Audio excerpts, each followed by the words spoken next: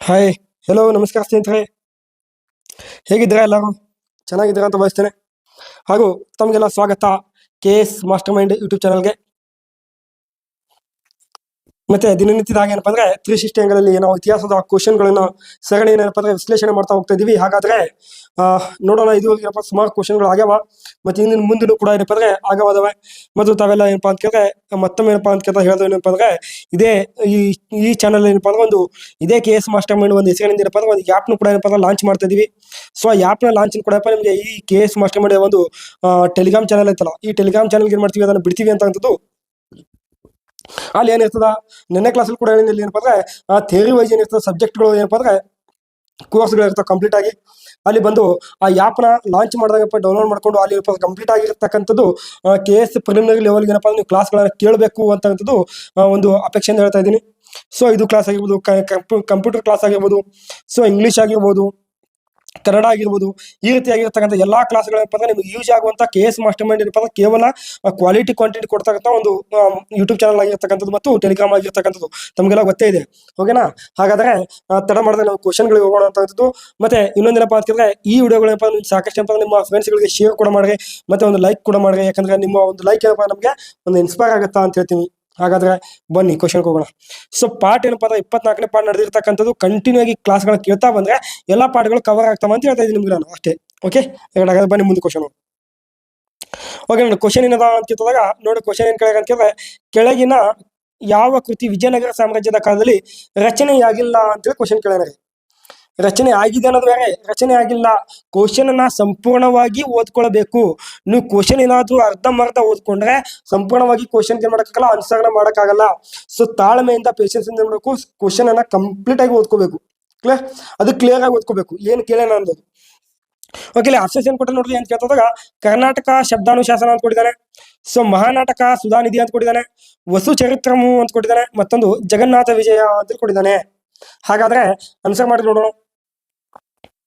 Okay, ಇಲ್ಲಿ ನೋಡ್ರಿ ಏನಪ್ಪಾ ಅಂತ ಕೇಳಿದಾಗ ಇಲ್ಲಿ ಆನ್ಸರ್ ಏನಾಗುತ್ತಾ ಅಂತ ಹೇಳಿದಾಗ ಏನಿದು ಕರ್ನಾಟಕ ಶಬ್ದಾನುಶಾಸನ ಅಂತ ಆನ್ಸರ್ ಆಗುತ್ತ. ಈ ಕೃತಿಯ ಕಾಲದಲ್ಲಿ ಯಾಕೆ ರಚನೆ ಆಗಿಲ್ಲಪ್ಪ ಅಂತ ಕೇಳಿದಾಗ ಇಲ್ಲಿ ನೋಡಿ ಸ್ವಲ್ಪ, ಈ ಕೃತಿಯ ಕಾಲ ಯಾವಾಗಿತ್ತು ಅಂತ ಇದು ಹೊಯ್ಸಳರ ಕಾಲದಲ್ಲಿ ರಚನೆ ಆಗಿರ್ತಕ್ಕಂಥ ಕೃತಿ. ಇದು ಯಾರ ಕಾಲದಲ್ಲಿ ಅಂತ ಕೇಳಿದ್ರೆ ಹೊಯ್ಸಳರ ಕಾಲದಲ್ಲಿ. ಹೊಯ್ಸಳರ ಕಾಲದಲ್ಲಿ ಏನಾಗಿದೆ, ರಚನೆ ಆಗಿರ್ತಕ್ಕಂಥ ಕೃತಿ ಆಗಿದೆ. ಯಾವುದು ಅಂತ ಕೇಳಿದಾಗ ಕರ್ನಾಟಕ ಶಬ್ದಾನುಶಾಸನ ಅಂತ ಕೃತಿ. ಇದು ಯಾವಾಗಪ್ಪ ಅಂತ ಕೇಳಿದ್ರೆ ವಿಜಯನಗರ ಸಾಮ್ರಾಜ್ಯಕ್ಕಿಂತ ಮೊದಲೇ ರಚನೆ ಆಗ್ಯದ. ವಿಜಯನಗರ ಸಾಮ್ರಾಜ್ಯಕ್ಕಿಂತ ಮೊದಲು ಏನಪ್ಪಾ ಅಂದ್ರೆ ಮೊದಲು ರಚನೆಯಾಗಿದೆ. ಸಾಮ್ರಾಜ್ಯಕ್ಕಿಂತ ಮೊದಲೇ ಏನಾಗಲ್ಲ ಅಂತ ಕೇಳಿದಾಗ ರಚನೆ ಆಗಿರ್ತಕ್ಕಂಥ ಒಂದು ಕೃತಿ ಆಗಿರ್ತಕ್ಕಂಥದ್ದು. ಕ್ಲಿಯರ್? ಹಾಗಾದ್ರೆ ಇದು ಯಾರು ರಚನೆ ಮಾಡಿದ್ರಪ್ಪ, ಈ ಕೃತಿಯನ್ನ ರಚನೆ ಮಾಡಿದ್ ಯಾವ ಕೃತಿ ಅಂತ ಹೇಳ್ತಾ ಇದ್ದೀನಿ ನಾನು? ಕರ್ನಾಟಕ ಶಬ್ದಾನುಶಾಸನ ಹೇಳ್ತಾ ಇದ್ದೀನಿ. ಕ್ಲಿಯರ್ ಆಗಿ ಗೊತ್ತಿರ್ಬೇಕು. ಇಲ್ಲಿ ಕೇಶವ ಕವಿರಾಜ ಅಂತ ವ್ಯಕ್ತಿ ಬರ್ತಾನೆ ರೀ. ಯಾರು ಅಂತ ಕೇಳಿದ್ರೆ ಇಲ್ಲಿ ಬರ್ತೀನಿ ನೋಡ್ರಿ, ಕೇಶವ ಕವಿರಾಜ ಎಂಬ ವ್ಯಕ್ತಿ ಬರ್ತಾನೆ. ಸೊ ಈ ಕೇಶವ ಕವಿರಾಜ ಎಂಬ ವ್ಯಕ್ತಿ ಮಾಡ್ತಾನೆ, ಇದನ್ನ ರಚನೆ ಮಾಡಿರ್ತಾನೆ ನೋಡ. ಕೇಶವ ಇದು ಇನ್ನೊಂದು ಹೆಸರಿತ್ತು, ಏನಪ್ಪಾ ಅಂತ ಕೇಳಿದ್ರೆ ಕೇಶವಪ್ಪ ಕೃಷ್ಣ ಅಂತೇಳಿ. ಕೇಶವಪ್ಪ ಕೃಷ್ಣ ಅಂತೇಳಿ ಇನ್ನೊಂದು ಹೆಸರು. ಈ ವ್ಯಕ್ತಿ ಏನಪ್ಪಾ ಇದನ್ನ ರಚನೆ ಮಾಡಿರ್ತಕ್ಕಂಥದ್ದು. ಹಾಗಾದ್ರೆ ಗೊತ್ತಿರ್ಬೇಕು ಈ ಕೃತಿಲಿ ಏನು ವಿಷಯ ಒಳಗೊಂಡದ ಅಂತ ಕೇಳಿದಾಗ ಗೊತ್ತಿರ್ಬೇಕು. ಇದಕ್ಕೆ ಒಳಗೊಂಡಿರ್ತಕ್ಕಂಥ ವಿಷಯ ಅಂತ ಬಂದಾಗ ನೋಡಿದ್ರು ಕನ್ನಡ ವ್ಯಾಕರಣ ಮತ್ತು ಶಬ್ದಶಾಸ್ತ್ರ ಒಳಗೊಂಡಿದೆ. ಇದು ಏನು ಒಳಗೊಂಡದ? ಕನ್ನಡ ವ್ಯಾಕರಣ ಮತ್ತು ಶಬ್ದಶಾಸ್ತ್ರವನ್ನ ಏನಪ್ಪಾ ಅಂದ್ರೆ ಒಳಗೊಂಡಿರ್ತಕ್ಕಂಥ ಕೃತಿಯಾಗಿದೆ. ಕ್ಲಿಯರ್ ಆಗಿ ಗೊತ್ತಿರ್ಬೇಕು, ರೈಟ್ ರೀ? ಹಾಗಾದ್ರೆ ಇದು ಯಾರ ಕಾಲದಲ್ಲಿ ನಿರ್ಮಾಣ ಆಗಿತ್ತು ಅಂತ ಕೇಳಿದಾಗ ಹೊಯ್ಸಳರ ಕಾಲದಲ್ಲಿ ಏನಾಗಿತ್ತು, ನಿರ್ಮಾಣವಾಗಿತ್ತು ಅಂತ ಬರ್ತದ್ರಿ. ರೈಟಾ? ಓಕೆ, ಇದ್ರ ಬಗ್ಗೆ ಏನಪ್ಪಾ ಗೊತ್ತಿರ್ಬೇಕು. ಇಲ್ಲಿ ಮಹಾನಾಟಕ ಸುಧಾನಿಧಿ ಅಂತ ಏನೈತಲ್ಲ, ಇದೇನಪ್ಪಾ ಅಂತ ಕೇಳಿದ್ರೆ ಇದು ವಿಜಯನಗರ ಸಾಮ್ರಾಜ್ಯದ ಯುಗದಲ್ಲಿ ನಿರ್ಮಾಣವಾಗಿರ್ತಕ್ಕಂಥ ಕೃತಿ. ಇದು ಯಾವ ಕಾಲದಲ್ಲಿ? ವಿಜಯನಗರ ಸಾಮ್ರಾಜ್ಯ ನಿರ್ಮಾಣವಾಗಿರ್ತಕ್ಕಂಥ ಕೃತಿ. ಈ ಮಹಾನಾಟಕ ಕೃತಿ ಇದು ಏನು ಒಳಗೊಂಡದ ಅಂತ ಕೇಳ್ತದ ಗೊತ್ತಿರ್ಬೇಕು ನಿಮ್ಗ. ನಾಟಕ ಕಲೆ ಮತ್ತು ಅದಕ್ಕೆ ಸಂಬಂಧಿಸಿದ ವಿಧಾನಗಳನ್ನು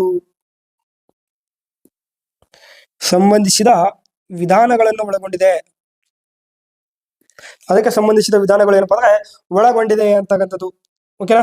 ಮಹಾನಾಟಕ ಎಂಬ ಶೈಲಿಯ ಕುರಿತಂತೆ ಮಾಹಿತಿಯನ್ನು ನೀಡುತ್ತಿದೆ ಇದೊಂದು. ಕ್ಲಿಯರ್? ಓಕೆ, ಹಾಗಾದ್ರೆ ಇನ್ನೊಂದು ಗೊತ್ತಿರ್ಬೇಕು ಏನಪ್ಪಾ ಅಂತ ಕೇಳಿದ್ರೆ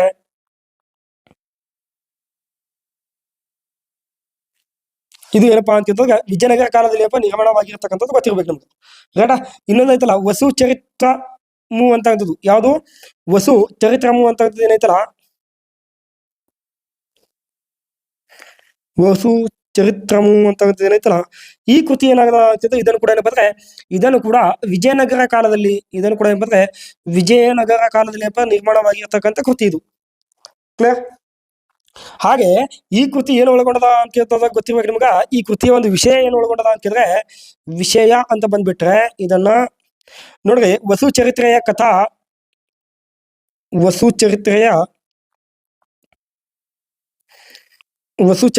ಕಥಾ ಮತ್ತು ಕಥಾ ರೂಪದಲ್ಲಿ ವಿವರಣೆಯನ್ನು ನೀಡುತ್ತದೆ. ಓಕೆನಾ? ಧಾರ್ಮಿಕ ಹಾಗೂ ಸಾಮಾಜಿಕ ಬಿಂದುಗಳಲ್ಲಿ ಬಳಕೆಯಾಗಿದೆ ಇದನ್ನ. ಮತ್ತೊಂದೇನಪ್ಪಾ ಅಂತ ಕೇಳಿದ್ರೆ ಧಾರ್ಮಿಕ ಹಾಗೂ ಸಾಮಾಜಿಕ ಬಿಂದುಗಳಲ್ಲಿ ಬಳಕೆಯಾಗಿದೆ.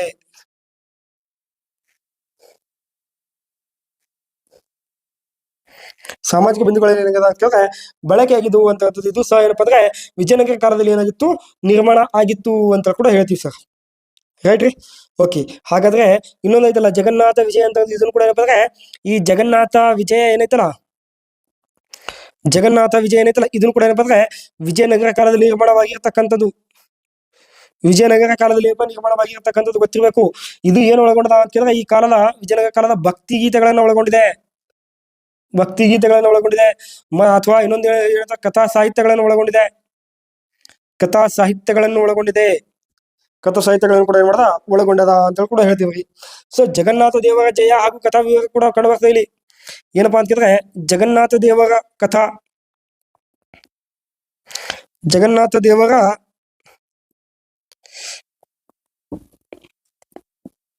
ಕಥಾ ಹಾಗೂ ಕಥಾ ಮತ್ತು ಸಾಹಿತ್ಯವನ್ನು ಒಳಗೊಂಡಿದೆ.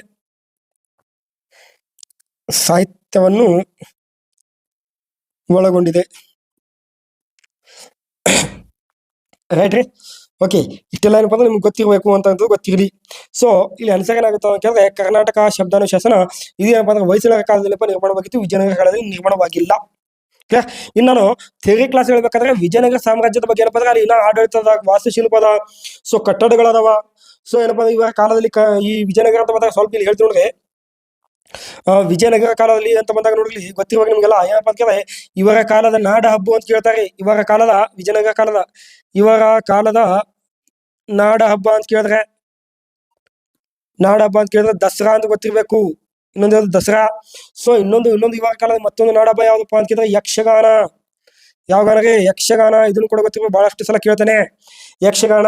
ಸೊ ಇವರ ಕಾಲದ ಸಂಗೀತ ವಾದ್ಯ ಏನಾಗಿತ್ತು ಅಂತ ಕೇಳಿದಾಗ ಇವರ ಕಾಲದ ಒಂದು ಸಂಗೀತ ವಾದ್ಯ ಏನಾಗಿತ್ತು, ವೀಣೆ ಆಗಿತ್ತು. ಇದು ಯಾರು ನುಡಿಸಿದ್ರು ಅಂತ ಕೇಳಿದ್ರೆ SKD ಶ್ರೀಕೃಷ್ಣ ದೇವರಾಯ ನುಡಿಸುತ್ತಿದ್ದ ವೀಣೆ ಅನ್ನೋದು. ಓಕೆನಾ? ಇವರ ಕಾಲದ ಏನಾಗಿತ್ತು, ಸಾಮಾಜಿಕ ಕ್ರೀಡೆ ಯಾವ್ದಾಗಿತ್ತುಪ್ಪ ಅಂತ ಕೇಳಿದಾಗ ಗೊತ್ತಿರ್ಬೇಕು. ಇವರ ಕಾಲದ ಒಂದು ಸಾಮಾಜಿಕ ಕ್ರೀಡೆ ಅಂತ ಬಂದಾಗ ಏನಾಗಿತ್ತು ಅಂತ ಕೇಳಿದಾಗ ಕುಸ್ತಿ ಆಗಿತ್ತು. ಇದು ಏನಾಗಿತ್ತು, ಕುಸ್ತಿ. ರೈಟ್ ರೀ? ಓಕೆ. ಹಾಗಾದ್ರೆ ಇನ್ನೊಂದು ಗೊತ್ತಿರಲಿ, ಬಹಳ ಇಂಪಾರ್ಟೆಂಟ್ ಕೇಳಿದಾಗ ಏನಪ್ಪಾ ಅಂದ್ರೆ ಇವರ ಕಾಲದಲ್ಲಿ ಇರ್ತಕ್ಕಂಥ ಮಹಿಳಾ ಕುಸ್ತಿಪಟು ಯಾರಪ್ಪ ಅಂತ ಕೇಳಿದಾಗ ನಿಮ್ಗೆಲ್ಲ ಗೊತ್ತಿರ್ಬೇಕು, ಹರಿಯಕ್ಕ ಅಂತೇಳಿ ಹೇಳ್ತಾರೆ. ಯಾವ ಅಕ್ಕ? ಹರಿಯಕ್ಕ ಅಂತ ಹೇಳ್ತಾರೆ, ಮಹಿಳಾ ಕುಸ್ತಿಪಟು ಆಗಿದ್ದು. ಮತ್ತೆ ಇನ್ನೊಂದು ಗೊತ್ತಿರ್ಬೇಕು, ದಸರಾ ಉತ್ಸವ ಕಟ್ಟೆ ಏನಾಗಿತ್ತು ಅಂದ್ರೆ ಮಹಾನವಿ ದಿಬ್ಬ. ದಸರಾ ಉತ್ಸವ ಕಟ್ಟೆ ಏನಾಗಿತ್ತು ಅಂತ ಕೇಳಿದ್ರೆ ಇದು ಮಹಾನವಿ ದಿಬ್ಬ. ಸೊ ಮಹಾನವಿ ದಿಬ್ಬವನ್ನು ನಿರ್ಮಾಣ ಮಾಡಿದವರು SKD ಮಹಾನವಿ ದಿಬ್ಬ ಅಂತ. ಸೊ ಇದನ್ನ ನಿರ್ಮಾಣ ಮಾಡಿದವರು ಯಾರಪ್ಪ ಅಂತ ಕೇಳಿದ್ರೆ SKD ಶ್ರೀಕೃಷ್ಣ ದೇವರಾಯ. ಇದ್ರ ಬಗ್ಗೆ ಇನ್ನೊಂದಿಷ್ಟು ಮಾಹಿತಿ ಅದಾವ. ಏನಪ್ಪ ಅಂದ್ರೆ ಇಲ್ಲಿ ಕಂಡು ಬರ್ತಕ್ಕಂಥ ಅಂದ್ರೆ ವ್ಯಾಪಾರ ಆಗಿರ್ಬೋದು, ಸೊ ಇಲ್ಲಿ ವಾಸ್ತು ಮತ್ತು ಕಲಾಶಿಲ್ಪ ಆಗಿರ್ಬೋದು. ಸೊ ಕಟ್ಟಿರ್ತಕ್ಕಂಥ ಈ SKD ವಿಜಯನಗರ ಸಾಮ್ರಾಜ್ಯದಲ್ಲಿ ಏನಪ್ಪ ಅಂದ್ರೆ ವಿರೂಪಾಕ್ಷ ದೇವಾಲಯ ಆಗಿರ್ಬೋದು, ಮಾನವಿ ದಿಬ್ಬ ಆಗಿರ್ಬೋದು, ಸುಮಾರು ಏನ್ ಮಾಡ್ಯಾರ ಅಂತ ಕೇಳಿದ್ರೆ ಕಲೆ ಮತ್ತು ವಾಸ್ತುಶಿಲ್ಪದಲ್ಲಿ ಕಟ್ಟಿದ್ದಾರೆ. ಓಕೆನಾ? ಇಲ್ಲಿ ಇನ್ನೊಂದು ಗೊತ್ತಿರ್ಬೇಕು, ವಿಜಯನಗರ ಸಾಮ್ರಾಜ್ಯದ ಪ್ರಮುಖ ಬಂದರು ಯಾವ್ದಪ್ಪ ಅಂತ ಕೇಳಿದ್ರೆ ವಿಜಯನಗರ ಕಾಲದ ಪ್ರಮುಖ ಬಂದರು ಅಂತ ಕೇಳಿದ್ರೆ ನಿಮ್ಗೆಲ್ಲ ಪ್ರಮುಖ ಬಂದರು ಕ್ಯಾಲಿಕಟ್ ಅಂತ ಹೇಳ್ತಾರೆ. ಸೊ ಕ್ಯಾಲಿಕಟ್ ಗೊತ್ತಿರ್ಬೇಕು. ಇದೇ ಕ್ಯಾಲಿಕಟ್ ಏನಪ್ಪಾ ಅಂದ್ರೆ ಪೋರ್ಚುಗೀಸರು ಬಂದು ಇಳಿದಿದ್ದರು, ಇದನ್ನು ಕೂಡ ಗೊತ್ತಿರ್ಬೇಕು. ರೈಟ್ ರೀ? ಇಷ್ಟೆಲ್ಲ ಏನಪ್ಪಾ ಅಂದ್ರೆ ನಾ ಬಹಳಷ್ಟು ಮಾಹಿತಿಗಳು ಇರ್ತಾವಂತ ಅದೇನ್ ಮಾಡ್ತೀನಿ ನಾನು ಥಿಯರಿ ಕ್ಲಾಸ್ ಅಲ್ಲಿ ಸಂಪೂರ್ಣವಾಗಿ ಹೇಳ್ಕೊತಾ ಹೋಗಿರ್ತೀನಿ. ಕ್ಲಿಯರ್? ಹಾಗಾದ್ರೆ ನೆಕ್ಸ್ಟ್ ಕ್ವಶನ್ ಹೋಗೋಣ. ಓಕೆ ಬನ್ನಿ. ನೋಡ್ರಿ, ಯಾವ ಆಂಗ್ಲೋ ಮೈಸೂರು ಯುದ್ಧವು ಟಿಪ್ಪುವಿನ ಮರಣದಲ್ಲಿ ಒಡೆಯರ ಸಾಮ್ರಾಜ್ಯದ ಪುನಃಸ್ಥಾಪನೆಯಲ್ಲಿ ಹಾಗೂ ಮೈಸೂರು ರಾಜ್ಯವನ್ನು ಬ್ರಿಟಿಷರು ನಿಜಾಮ ಮತ್ತು ಮರಾಠರು ವಶಪಡಿಸಿಕೊಳ್ಳುವುದರಲ್ಲಿ ಪರ್ಯಾವಸಾನಗೊಂಡಿತು ಅಂತ ಹೇಳ್ತಾರೆ. ನೋಡಿ, ಕ್ವಶನ್ ಎಷ್ಟು ದೊಡ್ಡದು ಕೇಳ ನೋಡಿದ. ಕ್ವಶನ್ ದೊಡ್ಡದೈತಿ, ಬಹಳ ಸಿಂಪಲ್ ಐತಿ, ಗೊತ್ತಿರಲಿ. ಯಾವ ಆಂಗ್ಲೋ ಮೈಸೂರು ಯುದ್ಧ ಅಂತ ಬಂದಾಗ ಟಿಪ್ಪುವಿನ ಮರಣದಲ್ಲಿ ಒಡೆಯರ ಸಾಮ್ರಾಜ್ಯದ ಪುನಃಸ್ಥಾಪನೆಯಲ್ಲಿ. ನೋಡ್ರಿ, ಯಾವ ಅಂತ ಕೇಳಿದ್ರೆ ಟಿಪ್ಪುವಿನ ಮರಣದಲ್ಲಿ ಅಂತ ಬಂದಾಗ ಟಿಪ್ಪುವಿನ ಪದ 4ನೇ ಯುದ್ಧದಲ್ಲಿ ಇದ್ದ, ಸೊ 3ನೇ ಯುದ್ಧದಲ್ಲಿ ಇದ್ದ. ಇಷ್ಟು ನೆನಪಿರಬೇಕು. 1ನೇದು ಮತ್ತು 2ನೇದು ಡಿವೈಡ್ ಮಾಡೋದು ಬಿಟ್ಬಿಟ್ಟಿದ್ದು, ಏನು ಸಂಬಂಧ ಇಲ್ಲ ಇದಕ್ಕೆ. ಹೇಳ್ರಿ, ಇನ್ನ ಟಿಪ್ಪುವಿನ ಮರಣದಲ್ಲಿ ಅಂತ ಬಂದಾಗ ಟಿಪ್ಪು 1799 ಮರಣ ಹೊಂದಿದ್ದ. ಕ್ಲಿಯರಾ? ಒಡೆಯರ ಸಾಮ್ರಾಜ್ಯದ ಪುನಃಸ್ಥಾಪನೆಯಲ್ಲಿ ನಂತರ ಏನಾಯ್ತು, ಟಿಪ್ಪು ಮರಣ ಅಂತ ಒಡೆಯರದ ಏನಪ್ಪ ಆಡಳಿತ ಬಂತು, ಅವರ ಪುನಃಸ್ಥಾಪನೆ ಆಯಿತು. ಕ್ಲಿಯರಾ? ಹಾಗೂ ಮೈಸೂರು ರಾಜ್ಯವನ್ನು ಬ್ರಿಟಿಷರು ನಿಜಾಮರು ಮತ್ತು ಮರಾಠರು ವಶಪಡಿಸಿಕೊಳ್ಳುವುದರಲ್ಲಿ ಪರ್ಯಾವಸನಗೊಂಡಿತ್ತು ಅಂತ ಹೇಳ್ತಾರೆ. ಯಾವ ಕದನ ನಂತರ ಅಂದ್ರೆ ಕರೆಕ್ಟ್ ಆಗಿ ಗೊತ್ತಿರ್ಬೇಕಿಲ್ಲಿ. ಇಲ್ಲಿ ಕ್ವಶನ್ ಅಲ್ಲಿ ಆನ್ಸರ್ ಕೊಟ್ಬಿಡ್ತಾನೆ ನಾವು. ಟಿಪ್ಪುವಿನ ಮರಣದಲ್ಲಿ ಅಂತ ಹೇಳಿದಾಗ ಟಿಪ್ಪುವಿನ ಮರಣ 1799 ಆಯ್ತು. ಸೊ 1799 ಯಾವ ಯುದ್ಧ ಆಗಿತ್ತು? 4ನೇ ಆಂಗ್ಲೋ ಮೈಸೂರು ಯುದ್ಧ ಆಯ್ತು. ಸಪೋಸ್ ಯಾವ್ದು ಆನ್ಸರ್ ಆಗುತ್ತೆ? 4ನೇ ಆಂಗ್ಲೋ ಮೈಸೂರು ಯುದ್ಧ. ಈ ರೀತಿ ಕ್ವಶನ್ ಅಲ್ಲಿ ಆನ್ಸರ್ ಇರ್ತದೆ. ಸೊ ಸ್ವಲ್ಪ ನಾನು ಅಬ್ಸರ್ವ್ ಮಾಡ್ಕೋಬೇಕು. ಸೊ ಅಲ್ಲಿ ಏನಾಗಿರ್ತದೆ ಗೊತ್ತಾ, 4ನೇ ಯುದ್ಧ ಸಂದರ್ಭದಲ್ಲಿ 3ನೇ ಯುದ್ಧ ಆಗಿರ್ತದ. 3ನೇ ಯುದ್ಧ ನಂತರ 4ನೇ ಯುದ್ಧದ ಸಂದರ್ಭದಲ್ಲಿ ಇಲ್ಲಿ ಲಾರ್ಡ್ ಕಾರ್ನ್ ವಾಲಿಸ್ ಎಂಬ ವ್ಯಕ್ತಿ ಇರ್ತಾನ. ಇವ 3ನೇ ಯುದ್ಧ ಹೋಗಿರ್ತಾನ. 4ನೇ ಯುದ್ಧಕ್ಕೆ ಯಾರು ಬಂದಿರ್ತಾರ ಅಂತ ಕೇಳಿದ್ರೆ ಲಾರ್ಡ್ ವೆಲ್ಲೆಸ್ಲಿ ಬಂದಿರ್ತಾನ. ನೋಡಿ, ಲಾರ್ಡ್ ವೆಲ್ಲೆಸ್ಲಿ ಎಂಬ ವ್ಯಕ್ತಿ ಬರ್ತಾನ. ಈ ವೆಲ್ಲೆಸ್ಲಿ ಏನ್ ಮಾಡ್ತಾನ ಅಂತ ಕೇಳಿದ್ರೆ ಈ ನಿಜಾಮರಿಗೆ ಮತ್ತು ಮರಾಠರಿಗೆ ಇಬ್ಬರು ಮಂದಿಗೆ ಏನ್ ಮಾಡ್ತಾನ, ಗೆದ್ದಿರ್ತಕ್ಕಂತ ಪ್ರದೇಶಗಳಲ್ಲಿ ಅರ್ಧ ಭಾಗವನ್ನು ಬಿಟ್ಟು ಕೊಡ್ತೀನಿ ಅಂತ ಹೇಳಿರ್ತಾನ. ರೈಟ್ ರೀ? ಯಾವಾಗ ಅರ್ಧ ಭಾಗವನ್ನು ಬಿಟ್ಕೊಡ್ತೀನಿ ಅಂತ ಹೇಳ್ತಾರ, ಅವಾಗ ಇವ್ರಿಬ್ರು ಏನ್ ಮಾಡ್ತಾರ ಅಂತ ಕೇಳಿದ್ರೆ ಟಿಪ್ಪುವಿನ ಸಹಾಯವನ್ನು ಬಿಟ್ಬಿಡ್ತಾರ. ಅವಾಗ ಟಿಪ್ಪು ಏನ್ ಮಾಡ್ತಾರ ಅಂತ ಶ್ರೀರಂಗಪಟ್ಟಣದಿಂದ ಓಡಿ ಹೋಗ್ತಿರ್ತಾರ, ಬೇರೆ ಕಡೆಗೆ ಶಿಫ್ಟ್ ಆಗುವ ಸಂದರ್ಭ ಈ ಲಾರ್ಡ್ ವೆಲ್ಲೆಸ್ಲಿಯ ಒಂದು ಗುಂಡಿಗೆ ಏನಾಗ್ತದೆ, ಬಲಿಯಾಗಿ ಗುಂಡೇಟಿಗೆ ಬಲಿಯಾಗಿ ಏನ್ ಮಾಡ್ತಾನೆ, ನಿಜನವರು ಹೋಗ್ತಾನೆ. ಇಷ್ಟು ಗೊತ್ತಿರ್ಬೇಕು ನಿಮ್ಗೆ. ಹಾಗಾದ್ರೆ ಇಲ್ಲಿ ಆಪ್ಷನ್ಸ್ ಏನ್ ಕೊಟ್ಟಾಗ 4ನೇ ಆಂಗ್ಲೋ ಮೈಸೂರು ಯುದ್ಧ ಅಂತ ಕೊಟ್ಟಾಗ, 3ನೇದು ಕೊಟ್ಟಾಗ, 2ನೇ ಕೊಟ್ಟಾಗ, 5ನೇ ಕೊಟ್ಟಾಗ. ಇಲ್ಲಿ ಗೊತ್ತಿರ್ಬೇಕು 5ನೇದಂತ ನಡೆದೇ ಇಲ್ಲ. ಕ್ಲಿಯರ್? ಇದೊಂದು ಆಪ್ಷನ್ಸ್ ಆಯ್ತು. ಸೊ 2ನೇದು 3ನೇದು, 2ನೇದಾಗಂತೂ ಯಾರು ಇರ್ಲಿಲ್ಲ, ಟಿಪ್ಪು ಇರ್ಲಿಲ್ಲ. ಭಾಗವಹಿಸಿದ ಬಟ್ ನಾಯಕತ್ವ ವಹಿಸಿಲ್ಲ, ಇದು ಗೊತ್ತಿರ್ಬೇಕು. ಸೊ 3ನೇದಾಗ ಏನಿರಲಿಲ್ಲ. 3ನೇದಾಗ ಏನಪ್ಪ ಅಂದ್ರೆ ಟಿಪ್ಪು ಏನಾಗಿದ್ದ, ನಿಧನವನ್ನು ಹೊಂದಿತ್ತಿಲ್ಲ, ಇದು ಗೊತ್ತಿರ್ಬೇಕು. ಸೊ ಸಪೋಸ್ ಆಗಿ 4ನೇ ಆನ್ಸರ್ ಸಿಗ್ತದ. ಕ್ಲಿಯರ್? ಇದ್ರ ಬಗ್ಗೆ ಸ್ವಲ್ಪ ಕ್ಲಾರಿಟಿ ಕೊಡ್ತೀನಿ. ಸ್ವಲ್ಪ ಕಚ್ಚಿಬಿಚ್ಚ ಆಯ್ತು ಕಾಣಿಸ್ತದ. ಈಚೆ ಕಡೆ ಪೇಜಲ್ಲಿ ಸ್ವಲ್ಪ ಕ್ಲಾರಿಟಿ ಕೊಡ್ತೀನಿ ಅದ್ರ ಬಗ್ಗೆ. ಇಲ್ಲಿ 1ನೇ ಆಂಗ್ಲೋ ಮೈಸೂರು ಯುದ್ಧ ಅಂತ ಹೇಳ್ತೀವಿ ಸರ್. 1ನೇ ಆಂಗ್ಲೋ ಮೈಸೂರು ಯುದ್ಧ ಅಂತ ಹೇಳ್ತೀವಿ. ಆಂಗ್ಲೋ ಮೈಸೂರು ಯುದ್ಧ. ನೋಡಿ, ಆಂಗ್ಲೋ ಮೈಸೂರು ಯುದ್ಧ ಅಂತ ಬಂದಾಗ ಇಲ್ಲಿ ಹಲವಾರು ಕಾರಣಗಳದಾವ. ಬಟ್ ಇಲ್ಲಿ ನಾನು ಕಾರಣಗಳು ಹೇಳಲ್ಲ. ಓಕೆನಾ? ಯಾಕೆ ಹೇಳಲ್ಲಪ್ಪ ಅಂತಂದ್ರೆ ನಾನು ಥಿಯರಿ ಹೇಳ್ಬೇಕಾದ್ರೆ ಕಾರಣಗಳು ಏನು ಎತ್ತಂತ ಡೀಪ್ ಆಗಿರ್ತದೆ ಅಲ್ಲಿ ಹೇಳಿರ್ತೀನಿ ನಾನು. ಸೊ ಇಲ್ಲಿ ಕ್ಲಾರಿಟಿಲಿ 1ನೇ ಆಂಗ್ಲೋ ಮೈಸೂರು ಯುದ್ಧ ಯಾವಾಗ ನಡೀತಪ್ಪ ಅಂತ ಕೇಳಿದ್ರೆ 1767ರಿಂದ 69ರಲ್ಲಿ ನಡೀತು. ಹಾಗಾದ್ರೆ ಈ ಯುದ್ಧದಲ್ಲಿ ಗೊತ್ತಿರಬೇಕು, ಇಲ್ಲಿ ಯಾವ ಯುದ್ಧ? ಹೈದರ್ ಅಲಿ ಇದ್ರಿ. ಹೈದರ್ ಅಲಿ ಮತ್ತು ಬ್ರಿಟಿಷರ ಮಧ್ಯೆ ನಡೆದಿರ್ತಕ್ಕಂಥ ಯುದ್ಧ ಇದು. ಹೈದರ್ ಅಲಿ ಮತ್ತು ಬ್ರಿಟಿಷರು. ಸರ್, ಅದು ಯಾವ ಒಪ್ಪಂದದೊಂದಿಗೆ ಕೊನೆಗೊಂಡಿತ್ತಪ್ಪ ಅಂತ ಕೇಳಿದ್ರೆ ಗೊತ್ತಿರಬೇಕು. ಇದನ್ನು ಯಾವ ಒಪ್ಪಂದ ಅಂತ ಕೇಳಿದ್ರೆ ಮದ್ರಾಸ್ ಒಪ್ಪಂದದೊಂದಿಗೆ ಕೊನೆಗೊಂಡಿತ್ರಿ. ಯಾವ ಒಪ್ಪಂದ? ಮದ್ರಾಸ್ ಒಪ್ಪಂದದಲ್ಲಿ ಕೊನೆಗೊಂಡಿತ್ತು. ಸೊ ಮದ್ರಾಸ್ ಒಪ್ಪಂದ ಯಾಕೆ ಆಯ್ತು ಅನ್ನೋದು ಕ್ಲಿಯರ್ ಆಗಿ ಡೀಟೇಲ್ ಆಗಿ ಹೇಳ್ತೀನಿ. ನಾನು ಥಿಯರಿಯಲ್ಲಿ ಹೇಳ್ಬೇಕಾದ್ರೆ ಹೇಳ್ತೀನಿ. ಸೊ ಅಲ್ಲಿ ಒಂದು ಆ್ಯಪ್ ಆಗಿರ್ತಲ್ಲ ನಮ್ದು. ಸೊ ಆ್ಯಪಲ್ಲಿ ಏನ್ ಮಾಡ್ತೀನಿ ಅದ್ರ ಬಗ್ಗೆ ಡೀಟೇಲ್ ಆಗಿ ಮಾಹಿತಿ ಕೊಟ್ಟಿರ್ತೀನಿ. ನೀವು ಹೇಳ್ತಾ ಇದೀನಿ ಏನಪ್ಪಾ ಅಂತ ಕೇಳಿದಾಗ ಈ ಪ್ರಿಲಿಮಿನರಿ ಏನ್ ಮಾಡ್ತೀರಲ್ಲ, ಕೇಸ್ ಪ್ರಿಲಿಮಿನರಿ ಲೆವೆಲ್ಗಪ್ಪ ಅಲ್ಲಿ ಆ ಲೆವೆಲ್ಗಪ್ಪ ಹೇಳ್ಕೊಟ್ಟಿರ್ತೀನಿ ನಾನು. ಕ್ಲಿಯರ್? ಓಕೆ, ನಿಧಾನವಾಗಿ ಹೇಳ್ತೀನಿ ಅಲ್ಲಿ. ರೈಟಾ? ಇದೇನಪ್ಪ ಅಂದ್ರೆ ಆಂಗ್ಲೋ ಮೈಸೂರು ಯುದ್ಧ. ಇದು ಯಾವ ಒಪ್ಪಂದದೊಂದಿಗೆ? ಮದ್ರಾಸ್ ಒಪ್ಪಂದದೊಂದಿಗೆ ಕೊನೆಗೊಂಡಿತು. ಹಾಗಾದ್ರೆ ಇನ್ನು 2ನೇ ಆಂಗ್ಲೋ ಮೈಸೂರು ಯುದ್ಧ ಆಯ್ತಲ್ಲ. ಸೊ 2ನೇ ಆಂಗ್ಲೋ ಮೈಸೂರು ಯುದ್ಧದಲ್ಲಿ ಅಂತ ಬಂದಾಗ 2ನೇ ಆಂಗ್ಲೋ ಮೈಸೂರು ಯುದ್ಧ ಅಂತ ಹೇಳ್ತೀವಿ ಸರ್. 2ನೇ ಆಂಗ್ಲೋ ಮೈಸೂರು ಯುದ್ಧ ಯಾವಾಗ ನಡೀತಪ್ಪ ಅಂತ ಹೇಳಿದ್ರೆ ಗೊತ್ತಿರ್ಬೇಕು ನಿಮ್ಗೆಲ್ಲ. 1780ರಿಂದ 84 ತನಕ ನಡೆದಿರ್ತದೆ. ಸೊ 4 ವರ್ಷಗಳ ಕಾಲ ನಡೆದಿರ್ತದ. ಗೊತ್ತಿರ್ಬೇಕು ನಿಮ್ಗ. ಇದೇ ಯುದ್ಧದಲ್ಲಿ ಏನಪ್ಪಾ ಅಂದ್ರೆ ಹೈದರ್ ಅಲಿ ಏನಾಗಿರ್ತಾನ ಅಂತ ಕೇಳಿದಾಗ ಹೈದರ್ ಅಲಿ ಮರಣವನ್ನ ಹೊಂದಿರ್ತಾನೆ. ಹೈದರ್ ಅಲಿ ಅಂದ್ರೆ ಬೆನ್ನು ಹುಣ್ಣಿಮೆಯಿಂದ ಮರಣ ಹೊಂದಿರ್ತಾನೆ. ಹಾಗಾದ್ರೆ ಕ್ವಶನ್ ಏನ್ ಕೇಳ್ಬೋದು, ಟಿಪ್ಪು ಭಾಗವಹಿಸಿದ ಯುದ್ಧ ಯಾವ್ದಪ್ಪ ಅಂತ ಕೇಳಿದ್ರೆ 2ನೇ ಆಂಗ್ಲೋ ಮೈಸೂರು ಯುದ್ಧದಲ್ಲಿ ಯಾರು ಭಾಗವಹಿಸಿದ? ಟಿಪ್ಪು ಭಾಗವಹಿಸಿದ. ನಿಮ್ಗೆ ಇದು ಯಾಕೆ ಡೀಟೇಲ್ ಆಗಿ ಹೇಳ್ತಾ ಇದೀನಿ ಅಂದ್ರೆ ಸ್ವಲ್ಪ ನಾನು ಯಾವ ಡೀಟೇಲ್ ಆಗಿ ಹೇಳಿರಲ್ಲ, ಅದನ್ನ ಡೀಟೇಲ್ ಆಗಿ ಹೇಳ್ತೀನಿ. ಹೇಳಿರ್ತಕ್ಕಂಥದ್ದು ಹಿಂದೆ ಹೇಳಿದ್ದಪ್ಪ ಅಂದ್ರೆ ಮುಂದೆ ಹೇಳಲ್ಲ ಅದ್ರ ಬಗ್ಗೆ. ರೈಟ್? ಟಿಪ್ಪು 2ನೇ ಆಂಗ್ಲೋ ಮೈಸೂರದಲ್ಲಿ ಭಾಗವಹಿಸಿದ್ದ. ಹಾಗಾದ್ರೆ ನಾಯಕತ್ವ ವಹಿಸಿದ್ದು ಯಾವ ಯುದ್ಧದಲ್ಲಿ ಅಂತ ಕೇಳಿದ್ರೆ ನಾಯಕತ್ವವನ್ನು ವಹಿಸಿದ್ದು 3ನೇ ಯುದ್ಧದಲ್ಲಿ. ಕ್ಲಿಯರ್ ಆಗಿ ಗೊತ್ತಿರ್ಬೇಕು. ನಾಯಕತ್ವ ವಹಿಸಿದ್ದು 3ನೇ ಯುದ್ಧದಲ್ಲಿ. ಸೊ ಭಾಗವಹಿಸಿದ್ದು 2ನೇ ಯುದ್ಧದಲ್ಲಿ. 2ನೇ ಯುದ್ಧದಲ್ಲಿ ಹೈದರ್ ಅಲಿ ಏನಾಗ್ತಾನ? ಮರಣ ಅಂತಾನೆ. ಹೇಳ್ರಿ, ಹೈದರ್ ಅಲಿ ಏನಾಗ್ತಾನ? 2ನೇ ಯುದ್ಧದಲ್ಲಿ ಮರಣ ಹೊಂದಿರ್ತಾನ. ಹಾಗಾದ್ರೆ ಇದು ಯಾವ ಒಪ್ಪಂದ ಅಂತ ಕೇಳಿದಾಗ ಗೊತ್ತಿರ್ಬೇಕು. ಇದು ಯಾವ ಒಪ್ಪಂದ ಅಂತ ಕೇಳಿದಾಗ ಗೊತ್ತಿರ್ಬೇಕು. ಈ ಯುದ್ಧ ಕೊನೆಗೊಂಡಿದ್ದು ಯಾವ ಒಪ್ಪಂದ ಅಂತ ಕೇಳಿದ್ರೆ ಮಂಗಳೂರು ಒಪ್ಪಂದ ಅಂತ ಹೇಳ್ತೀವಿ ಸರ್. ಯಾವ ಒಪ್ಪಂದ? ಮಂಗಳೂರು ಒಪ್ಪಂದ. ಹಾಗಾದರೆ ಮಂಗಳೂರು ಒಪ್ಪಂದ ನಡೆದಿದ್ದು ಯಾವಾಗಪ್ಪ ಅಂತ ಕೇಳಿದಾಗ ಗೊತ್ತಿರಬೇಕು, 1784 ಮಾರ್ಚ್ 11. ಮಾರ್ಚ್ 11 ನಡೆದಿರ್ತದೆ. ರೈಟ್ ರೀ. ಇಲ್ಲಿ ಏನಪ್ಪ ಕೆಲವೊಂದು ಕಂಡೀಷನ್ಗಳು ಇರ್ತಾವೆ. ಗೆದ್ದ ಪ್ರದೇಶಗಳೇನಪ್ಪ ಮರಳಿಸಬೇಕು, ಮತ್ತು ಯುದ್ಧ ಕೈದಿಗಳನ್ನು ಬಿಡಬೇಕು. ಎಲ್ಲಾ ಕಾರಣಗಳಿಂದ ಏನಪ್ಪ ಅಂದ್ರೆ ಇಲ್ಲಿ ಕೆಲವು ಕಂಡೀಷನ್ ಇರ್ತಾವ. ಮುಂದೆ 3ನೇ ಆಂಗ್ಲ ಮೈಸೂರು ಯುದ್ಧ ಕೂಡ ಇದೇ ರೀತಿ ಆಗ್ತದೆ. ಸೊ ಇಲ್ಲಿ ಹೇಳ್ತಾರೆ ನೋಡಿ, 3ನೇ ಆಂಗ್ಲ ಮೈಸೂರು ಯುದ್ಧ ಕೂಡ, 3ನೇ ಆಂಗ್ಲೋ ಮೈಸೂರು ಯುದ್ಧ.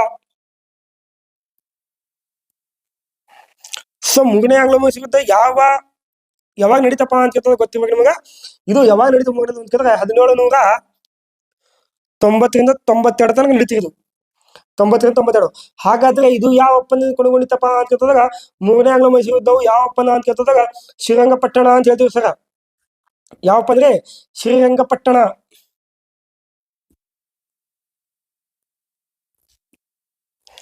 ಶ್ರೀರಂಗಪಟ್ಟಣದ ಮೂಲಕ ಏನಪ್ಪ ಅಂದ್ರೆ ಅದನ್ನು ಕೊನೆಗೊಂಡಿತ್ತು. ಸೊ ಇದೇ ಒಪ್ಪಂದದ ನಂತರ ಏನ್ ಮಾಡ್ತಾನ, ತನ್ನ ಇಬ್ಬರು ಮಕ್ಕಳಾಗಿರ್ತಕ್ಕಂಥ ಯಾರಪ್ಪ ಅಂತಂದ್ರೆ ಮುಜಾವುದ್ದೀನ್ ಮತ್ತು ಅಬ್ದುಲ್ ಕಾಲಿಬ್. ಟಿಪ್ಪುವಿನ ಇಬ್ಬರು ಮಕ್ಕಳು ಯಾರು? ಮುಜಾವುದ್ದೀನ್ ಮತ್ತು ಅಬ್ದುಲ್ ಕಾಲಿಬ್ ಅಂತ ಇಬ್ಬರು ವ್ಯಕ್ತಿ ಇರ್ತಾರೆ. ಇಬ್ಬರು ಮಕ್ಕಳು ಅಬ್ದುಲ್ ಕಾಲಿಬ್. ಈ ಇಬ್ಬರು ವ್ಯಕ್ತಿಗಳನ್ನ ಏನ್ ಮಾಡ್ತಾನ, ಅವನು ಒತ್ತೆ ಇಟ್ಟಿರ್ತಾರೆ. ಸೊ 3,03,00,000 ಕೊಡ್ಬೇಕಾಗಿರ್ತದ. ಅದಕ್ಕಾಗಿ ಏನ್ ಮಾಡ್ತಾನ, 3 ಕಂತುಗಳಲ್ಲಿ ಕೊಡ್ಬೇಕಾಗಿರ್ತದ. ಕೊಡಕ್ಕೆ ಏನಿರಲಿಲ್ಲ, ಅಮೌಂಟ್ ಇರಲಿಲ್ಲ. ಅವಾಗ ತನ್ನ ಇಬ್ಬರ ಮಕ್ಕಳನ್ನ ಏನ್ ಮಾಡ್ತಾನ, ಬ್ರಿಟಿಷರ ಬಳಿ ಒತ್ತಿಡ್ತಾನ. ಸೊ ಇದೇ ಕಾರಣದಿಂದ ಏನ್ ಮಾಡ್ತಾನಪ್ಪ, ಮುಂದೆ 4ನೇ ಯುದ್ಧ ಕೂಡ ಆಗಿರ್ತದ. 4ನೇ ಯುದ್ಧ ಯಾವಾಗ ಆಗಿರ್ತದ ಅಂತ ಕೇಳಿದಾಗ 1799 ಆಗಿರ್ತದೆ. ಇದೇ ಯುದ್ಧದ ನಂತರ ಏನಾಗ್ತದೆ ಅಂತ ಕೇಳಿದ್ರೆ ಈ ನಿಜಾಮರು, ಮರಾಠರು, ಬ್ರಿಟಿಷರು. ಯಾರು? ನಿಜಾಮರು, ಮರಾಠರು ಮತ್ತು ಬ್ರಿಟಿಷರು. ಈ 3 ಜನ ಕೂಡ್ಕೊಂಡು ಏನ್ ಮಾಡ್ತಾರೆ, ಟಿಪ್ಪುವನ್ನು ಸೋಲಿಸಿಬಿಡ್ತಾರೆ. ಅವಾಗ ಏನ್ ಮಾಡ್ತಾರೆ, ಬ್ರಿಟಿಷರ್ ಏನ್ ಮಾಡ್ತಾರೆ ಅಂತ ಕೇಳಿದ್ರೆ ನಿಜಾಮರಿಗೆ ಮತ್ತು ಮರಾಠರಿಗೆ ಏನ್ ಮಾಡ್ತಾರೆ, ಇರ್ತಕ್ಕಂಥ ಸಾಮ್ರಾಜ್ಯವನ್ನು ಹಂಚಿಕೊಡ್ತಾರೆ. ಸೊ ಕ್ವಶನ್ ಕೂಡ ಏನ್ ಕೇಳೋಣ ಅಂತ ಕೇಳಿದ್ರೆ ಇದೇ ಕೇಳಿದಾನೆ. ವಶಪಡಿಸಿಕೊಳ್ಳುವ ಮೂಲಕ ಪರ್ಯಾವಸಾನಗೊಂಡಿತ್ತು ಅಂತ ಕೇಳಿದ್ರೆ ಹಂಚಿಕೆ ಹೋಯ್ತು ಅಂತ ಅರ್ಥ. ಹಾಗಾಗಿ ಯಾವ ಯುದ್ಧ ನಂತರ ಅಂತ ಕೇಳಿದ್ರೆ 4ನೇ ಆಂಗ್ಲ ಮೈಸೂರು ಯುದ್ಧ ನಂತರ. ಸೊ ಗೊತ್ತಾಯ್ತು ಅಂತ ಅನ್ಕೊಂಡಿದ್ವಿ. ರೈಟ್ ರೀ. ಸೊ ಇದ್ರ ಬಗ್ಗೆ 4 ಆಂಗ್ಲ ಮೈಸೂರು ಯುದ್ಧ ಹೇಳ್ಬೇಕಂದ್ರೆ ಸುಮಾರು 2ರಿಂದ 3 ತಾಸು ಹೋಗುತ್ತೆ. ನಿಮಗೆ ಥಿಯರಿಯಲ್ಲಿ ಡಿಟೇಲ್ ಆಗಿ ಇಂಚಿಂಚೆ ಬಿಟ್ಕೊಟ್ಟಿರ್ತೀನಿ. ಮಾಹಿತಿನ ಯಾವ್ದು ಇಡಲ್ಲ. ಯಾಕ, ಏನು, ಎತ್ತ, ಎಲ್ಲಿ ಅಂತ ಸಂಪೂರ್ಣವಾಗಿ ಬಿಟ್ಕೊಟ್ಟಿರ್ತೀನಿ. ರೈಟಾ? ಅದು ಆ್ಯಪ್ ಮೂಲಕ ಬಿಟ್ಕೊಟ್ಟಿರ್ತೀನಿ. ಅಲ್ಲಿ ಬಂದು ಜಾಯ್ನ್ ಆಗ್ತಾ ಇದೆ. ರೈಟ್ ರೀ. ಓಕೆ, ನೆಕ್ಸ್ಟ್ ಕ್ವಶನ್ ಹೋಗೋಣ. ಕ್ಲಿಯರ್ ಬನ್ನಿ ನೋಡಿ. ನೆಕ್ಸ್ಟ್ ಕ್ವಶನ್ ಏನ್ ಕೊಟ್ಟಣ ಅಂತ ಕೇಳಿದಾಗ ಇಲ್ಲಿ ನೆಕ್ಸ್ಟ್ ಕ್ವಶನ್ ನೋಡ್ರಿ, ಭಾರತ ಸ್ವತಂತ್ರ ಹೋರಾಟದಲ್ಲಿ ಯಾರನ್ನು ಕರ್ನಾಟಕದ ಸಿಂಹ ಎಂದು ಕರೆಯಲಾಗಿದೆ? ವೆರಿ ವೆರಿ ಇಂಪಾರ್ಟೆಂಟ್ ಕ್ವಶನ್ ಇದು. ಭಾರತದ ಸ್ವತಂತ್ರ ಹೋರಾಟದಲ್ಲಿ ಯಾರನ್ನು ಕರ್ನಾಟಕದ ಸಿಂಹ ಅಂತ ಕರೆದಿದ್ದಾರೆ? ಕರ್ನಾಟಕ ಅಂತ ಕೇಳಿದ್ದಾನೆ, ಭಾರತದ ಸಿಂಹ ಅಲ್ಲ.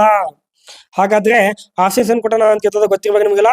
ಏನಂತ ಕೇಳಿದ್ರೆ ಕರ್ನಾಡ ಸದಾಶಿವರಾವ್ ಅಂತ ಕೊಟ್ಟಿದ್ದಾರೆ, ಎಸ್ ನಿಜಲಿಂಗಪ್ಪ ಅಂತ ಕೊಟ್ಟಿದ್ದಾನೆ, NS ಹರ್ಡಿಕರ್ ಅಂತ ಕೊಟ್ಟಿದ್ದಾರೆ, ಇನ್ನು ಗಂಗಾಧರರಾವ್ ದೇಶಪಾಂಡೆ ಅಂತ ಕೊಟ್ಟಿದ್ದಾರೆ. ಗಂಗಾಧರರಾವ್ ದೇಶಪಾಂಡೆ ಬಗ್ಗೆ ನಿನ್ನ ಕೂಡ ನಿಮ್ಗೆ ಹೇಳಿ, ನಾನು ಹೋಮಗುರು ಚಳುವಳಿನ ಸ್ಥಾಪನೆ ಮಾಡಿದ್ರಪ್ಪ ಅಂತೇಳಿ. ರೈಟ್? ಇದಕ್ಕೆ ಆನ್ಸರ್ ಮಾಡಿ ನೋಡೋಣ. ನೋಡ್ರಿ ಅಲ್ಲಿ ಯಾರಪ್ಪ ಅಂತ ಹೇಳ್ತದಾಗ ನಿಮ್ಗೆಲ್ಲ ಗೊತ್ತದ, ಗಂಗಾಧರರಾವ್ ದೇಶಪಾಂಡೆ ಎಂಬ ವ್ಯಕ್ತಿಯನ್ನು ಏನ್ ಕರೀತಾರ, ಕರ್ನಾಟಕದ ಸಿಂಹ ಅಂತೇಳಿ ಕೂಡ ಕರೀತಾರೆ. ಸೊ ಯಾಕೆ ಕರೀತಾರಪ್ಪ ಅಂತ ಕೇಳಿದ್ರೆ ಇವ್ರು ಏನಿದ್ರು ಅಂತ ಕೇಳಿದ್ರೆ ಸ್ವತಂತ್ರ ಹೋರಾಟದಲ್ಲಿ ಅಪಾರ ಧೈರ್ಯವನ್ನು ಹೊಂದಿರತಕ್ಕಂಥ ವ್ಯಕ್ತಿ ಇವರು. ಅಪಾರ ಧೈರ್ಯವನ್ನು ಹೊಂದಿರತಕ್ಕಂಥ ವ್ಯಕ್ತಿ, ನಾಯಕತ್ವ ಮತ್ತು ತ್ಯಾಗ ತೋರಿದರು. ಓಕೆನಾ? ಕರ್ನಾಟಕದಲ್ಲಿ ಏನಪ್ಪಾ ಅಂದ್ರೆ ಕಾಂಗ್ರೆಸ್ ಸಂಘಟನೆ ಬಲಪಡಿಸಿದರು. ಕರ್ನಾಟಕದಲ್ಲಿ ಕಾಂಗ್ರೆಸ್ ಸಂಘಟನೆಯನ್ನು ಬಲಪಡಿಸಿದರು.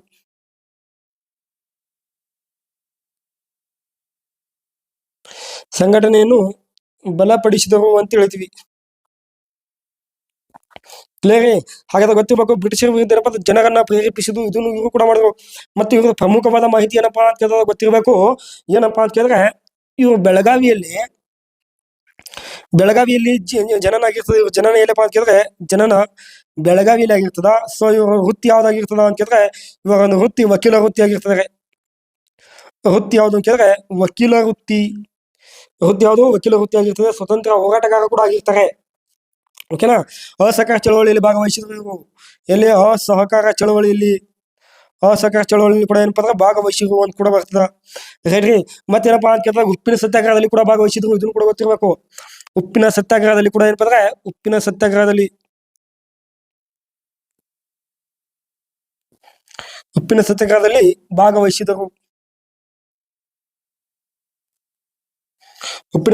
ಭಾಗವಹಿಸಿದರು.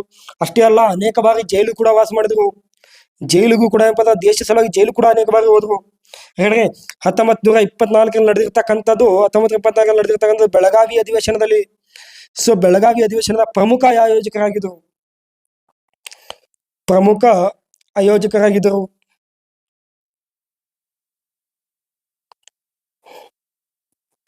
ಪ್ರಮುಖ ಆಯೋಜಕರಾಗಿದ್ದರು ಅಂತಕ್ಕಂಥ ಬರ್ತ. ಮತ್ತು ಓಕೆನಾ, ಈ ಬೆಳಗಾವಿ ಅಧಿವೇಶನದ ಅಧ್ಯಕ್ಷತೆ ಯಾರಾಗಿದ್ರು ಅಂತ ಕೇಳಿದ್ರೆ ಗಾಂಧೀಜಿ ಅವರಾಗಿದ್ದರು. ಏಕೈಕ ಒಂದು ಅಧ್ಯಕ್ಷ ಆಗಿರ್ತಕ್ಕಂಥ ಅಧಿವೇಶನ ಇದು. ಕ್ಲಿಯರ್? ಓಕೆ, ಇದು ಇವ್ರ ಬಗ್ಗೆ ಅದಕ್ಕಾಗಿ ಇವ್ರು ಏನ್ ಕರೀತಾರ ಅಂತ ಕೇಳಿದಾಗ ಕರ್ನಾಟಕದ ಸಿಂಹ ಅಂತ ಕೂಡ ಕರೀತಾರೆ. ಕರ್ನಾಟಕದ ಸಿಂಹ ಅಂತೇಳಿ ಕರೀತಾರೆ. ಕ್ಲಿಯರ್ ಆಗಿ ಗೊತ್ತಿರ್ಬೇಕು.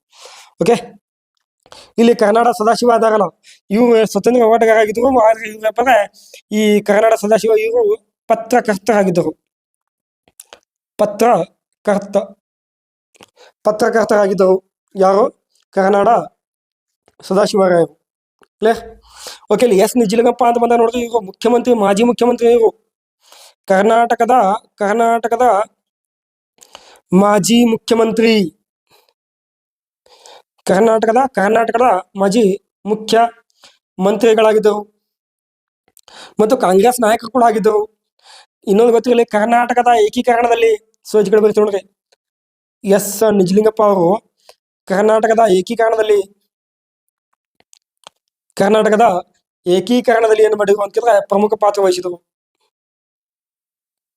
ಏಕೀಕರಣದಲ್ಲಿ ಪ್ರಮುಖ ಪಾತ್ರ ವಹಿಸಿದರು.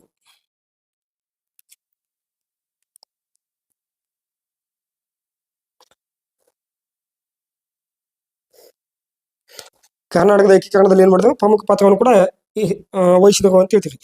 ಸೊ ಇಲ್ಲಿ ಇನ್ನೊಬ್ಬ ಕಥೆ ನೋಡ್ರಿ, ಎನ್.ಎಸ್. ಹರ್ಡೇಕರ್ ಅಂತ ವ್ಯಕ್ತಿ ಅದಾರಲ್ಲ, ಇವರು ಸ್ವತಂತ್ರ ಹೋರಾಟಗಾರ ಮತ್ತು ವೈದ್ಯ ಕೂಡ ಆಗಿದ್ದರು. ಸೊ ಇಲ್ಲಿ ಎನ್.ಎಸ್. ಹರ್ಡೇಕರ್ ಅಂತ ಬಂದಾಗ ಇವ್ರದ್ದು ಒಂದು ನೋಡ್ರಿ, ಎನ್.ಎಸ್. ಹರ್ಡೇಕರ್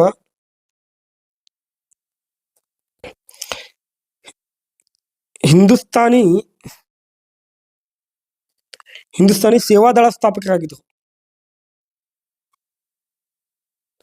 ಸೇವಾದಳ ಸ್ಥಾಪಕರಾಗಿದ್ದರು.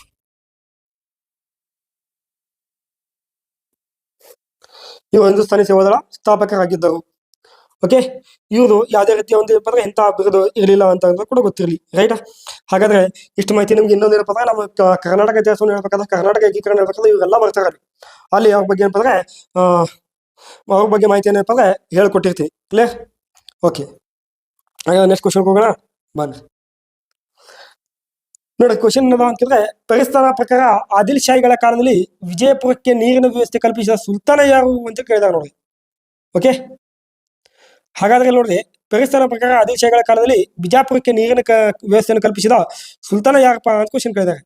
ಸೊ ಆಪ್ಷನ್ಸ್ ಏನ್ ಕೊಟ್ಟಾನ ಅಂತ ಕೇಳಿದಾಗ ಇಸ್ಮಾಯಿಲ್ ಆದಿಲ್ ಶಾ ಅಂತ ಕೊಟ್ಟಿದ್ದಾನೆ. ಸೊ ಒಂದನೇ ಅಲಿ ಆದಿಲ್ ಶಾ ಅಂತ ಕೊಟ್ಟಿದ್ದಾನೆ, ಮೊಹಮ್ಮದ್ ಆದಿಲ್ ಶಾ ಅಂತ ಕೊಟ್ಟಿದ್ದಾನೆ, ಇಬ್ರಾಹಿಂ ಆದಿಲ್ ಶಾ ಅಂತ ಕೊಟ್ಟಿದ್ದಾನೆ. ಹೇಳ್ರಿ, ಇಬ್ರಾಹಿಂ ಆದಿಲ್ ಶಾ ಅಂತ ಕೊಟ್ಟಿದ್ದಾನೆ. ಸೊ ನೋಡ್ರಿ, ಹೇಳೋಣ ಆನ್ಸರ್ ಕಮೆಂಟ್ ಮಾಡ್ಬೇಕಂಗೆ.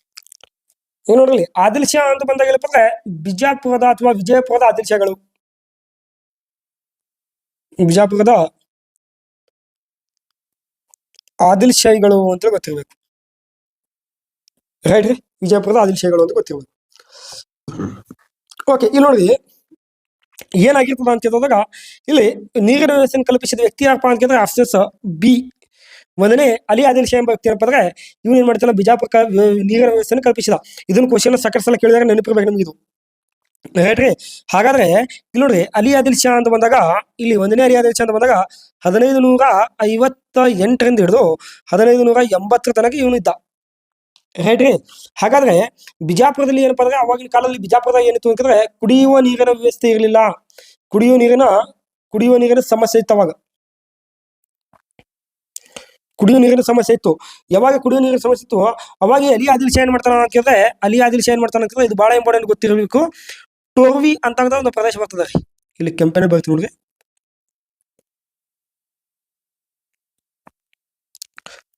ಟೋರ್ವಿ ಅಂತ ಒಂದು ಪ್ರದೇಶ.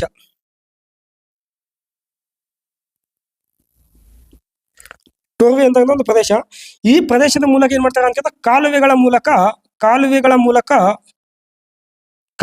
ಮಾಡ್ತಾರ ಬಿಜಾಪುರಕ್ಕೆ ನೀರನ್ನ ಸರಬರಾಜು ಮಾಡ್ತಾರೆ. ರೈಟ್ ರೀ, ಇಲ್ಲಿ ಇದು ನಗರ ಯೋಜನೆ ಮತ್ತು ಇಂಜಿನಿಯರಿಂಗ್ಗೆ ಮಹತ್ವದ ಸಾಧನೆ ಆಗಿತ್ತು ಅವ್ರಿಗೆ. ಆ ರೀತಿ ಕೆಲಸವನ್ನು ಮಾಡ್ತಿದ್ರು. ಓಕೆನಾ. ಜನರಿಗೆ ಕುಡಿಯುವ ನೀರಿನ ವ್ಯವಸ್ಥೆ ಮಾಡಿದ್ರು ಅಂತ ಹೇಳ್ತಿದ್ರು. ನಗರ ಅಭಿವೃದ್ಧಿಗೆ ಕಾರಣರಾದರು. ಇನ್ನೊಂದು ನಗರ ಅಭಿವೃದ್ಧಿಗೆ ಕಾರಣರಾದರು.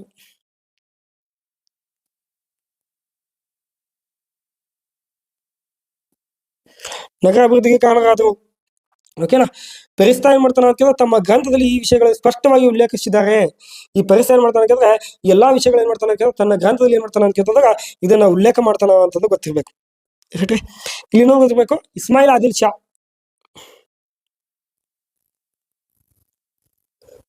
ಇದ್ರ ಬಗ್ಗೆ ನಾನು ಇದು ಹೇಳ್ಬೇಕಂತ ಹೇಳ್ತೀನಿ. ನಾನು ಡೋಂಟ್ ವರಿ.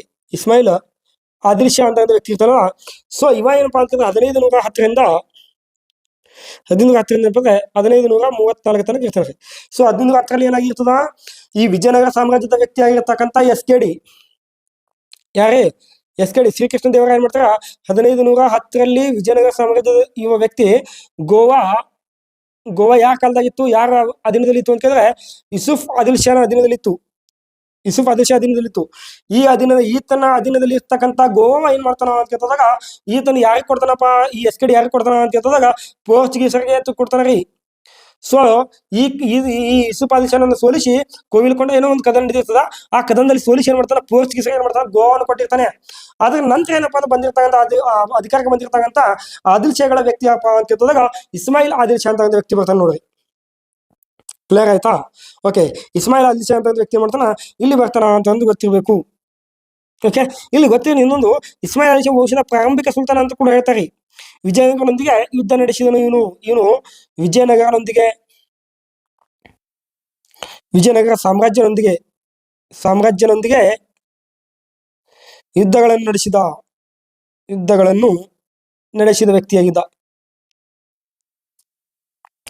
ಇಲ್ಲಿ ಇನ್ನೊಂದು ಸ್ವಲ್ಪ ಒಂದನೇ ಅಲಿ ಆದಿಲ್ ಶಾ ನೋಡಿದ್ರೆ, ಇದು ನೋಡಿದ್ರೆ ಸ್ವಲ್ಪ ಹೇಳ್ತೀನಿ ನೋಡಿದ್ರೆ ತುಂಬ ಸ್ವಲ್ಪ ಏನಪ್ಪಾ ಅಂತ ಕೇಳಿದ್ರೆ ಈ ವ್ಯಕ್ತಿ ಏನಾಗಿದ್ದ ಅಂತ ಗೊತ್ತಿರಬೇಕು. ಪ್ರಾರಂಭದ ಮೊದಲ ಅರಸಾಗಿದ್ದು ಇವನು. ಅದರಲ್ಲಿ ಇವನು ಆದಿಲ್ ಶಾಗಳ ಪ್ರಾರಂಭದ ಮೊದಲ ಪ್ರಬಲ ಅರಸನಾಗಿದ್ದ. ಪ್ರಬಲ ಅಂದ್ರೆ ಸ್ಟ್ರಾಂಗ್, ಶಕ್ತಿಶಾಲಿ ವ್ಯಕ್ತಿಯಾಗಿದ್ದ. ರೈಟಾ? ಇನ್ನೊಂದು ಗೊತ್ತಿರ್ಬೇಕು, ಈ ವ್ಯಕ್ತಿ ಏನಾಗಿದ್ದ ಅಂತಂದ್ರೆ ಧಾರ್ಮಿಕ, ಬಹಳ ಇಂಪಾರ್ಟೆಂಟ್, ಇದನ್ನು ನೆನಪಿರ್ಬೇಕು ಸ್ವಲ್ಪ, ಅದಕ್ಕೆ ಹೇಳ್ತಾ ಇದ್ದೀನಿ. ಧಾರ್ಮಿಕ ಮತ್ತು ಮನೋಭಾವ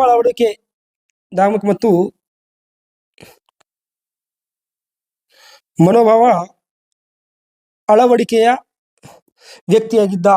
ಅಳವಡಿಕೆ ಮಾಡ್ಕೊಂಡು ಅಂದ್ರೆ ಯಾವುದೇ ರೀತಿಯ ಒಂದು ಧರ್ಮ ಆಗಿರ್ಬೋದು, ಮನೋಭಾವ ವೈಷ್ಣವ ವ್ಯಕ್ತಿಯಾಗಿದ್ದ. ಯಾಕಂದ್ರೆ ಸಹಿಷ್ಣುತೆ ವ್ಯಕ್ತಿಯಾಗಿದ್ದ. ಯಾವುದೇ ರೀತಿ ಹೇಟ್ ಮಾಡ್ತಾ ಇರಲ್ಲ, ಎಲ್ಲಾ ಧರ್ಮವನ್ನು ಸ್ವೀಕರಿಸ್ತಿದ್ದ. ಹೇಳ್ರಿ. ಅದಕ್ಕೆ ಇವ್ನಿಗೆ ಏನ್ ಕೇಳಿದಾಗ ಅಂತ ಕೇಳಿದಾಗ ಈ ವ್ಯಕ್ತಿಗೆ ಅಳಿಯ ರಾಮರಾಯನ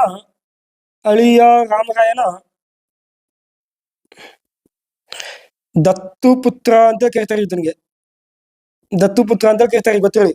ಇದೇ ಅಳಿಯ ರಾಮರಾಯನ ಸಹಾಯದಿಂದ ಏನ್ ಮಾಡ್ತಾನ, ಗೋಲ್ಕೊಂಡದ ಕುತುಬ್ ಶಾಹಿಗಳನ್ನ ವಶಪಡಿಸ್ಕೊಳ್ತಾರೆ. ಮತ್ತೆ ಅಷ್ಟೇ ಅಲ್ಲ, ಇನ್ನೊಂದ್ ಏನ್ ಮಾಡ್ತಾನ ಅಂತ ಕೇಳಿದಾಗ ಇದೇ ಅಳಿಯ ರಾಮರಾಯನ ಸಹಾಯದಿಂದ ಏನ್ ಮಾಡ್ತಾನ ಕೇಳಿದ್ರೆ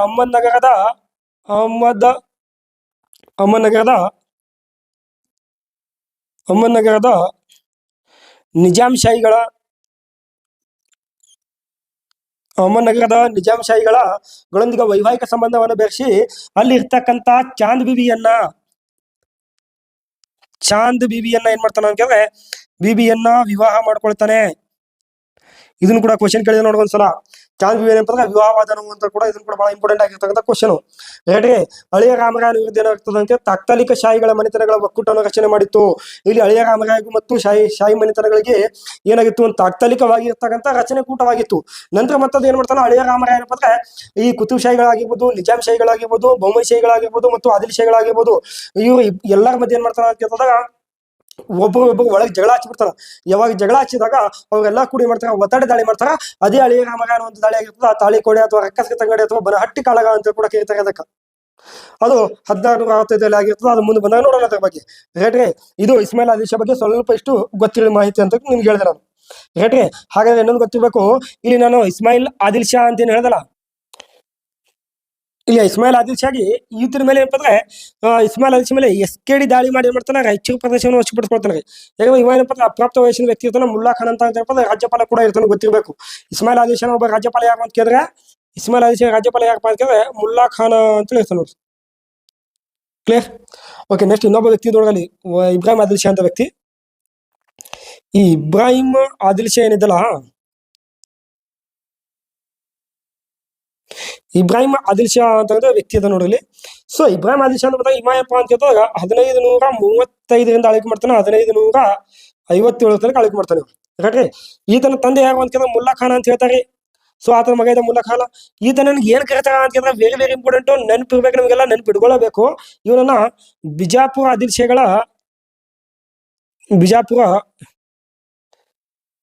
ಶಾಹಿಗಳ ಔರಂಗಜೇಬ ಅಂತೇಳಿ ಕರೀತಿದ್ರು. ಔರಂಗಜೇಬ ಎಂದು ಕರೆಯುತ್ತಿದ್ದರು.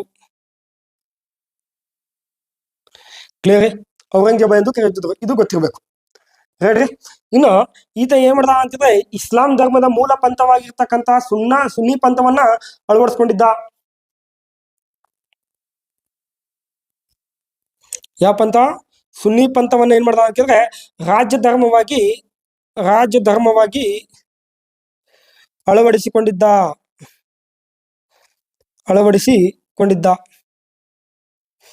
ರಾಜಧರ್ಮವಾಗಿ ಏನ್ ಮಾಡ್ದ? ಅಳವಡಿಸ್ಕೊಂಡಿದ್ದ ಅಂತ ಹೇಳ್ತೀವಿ.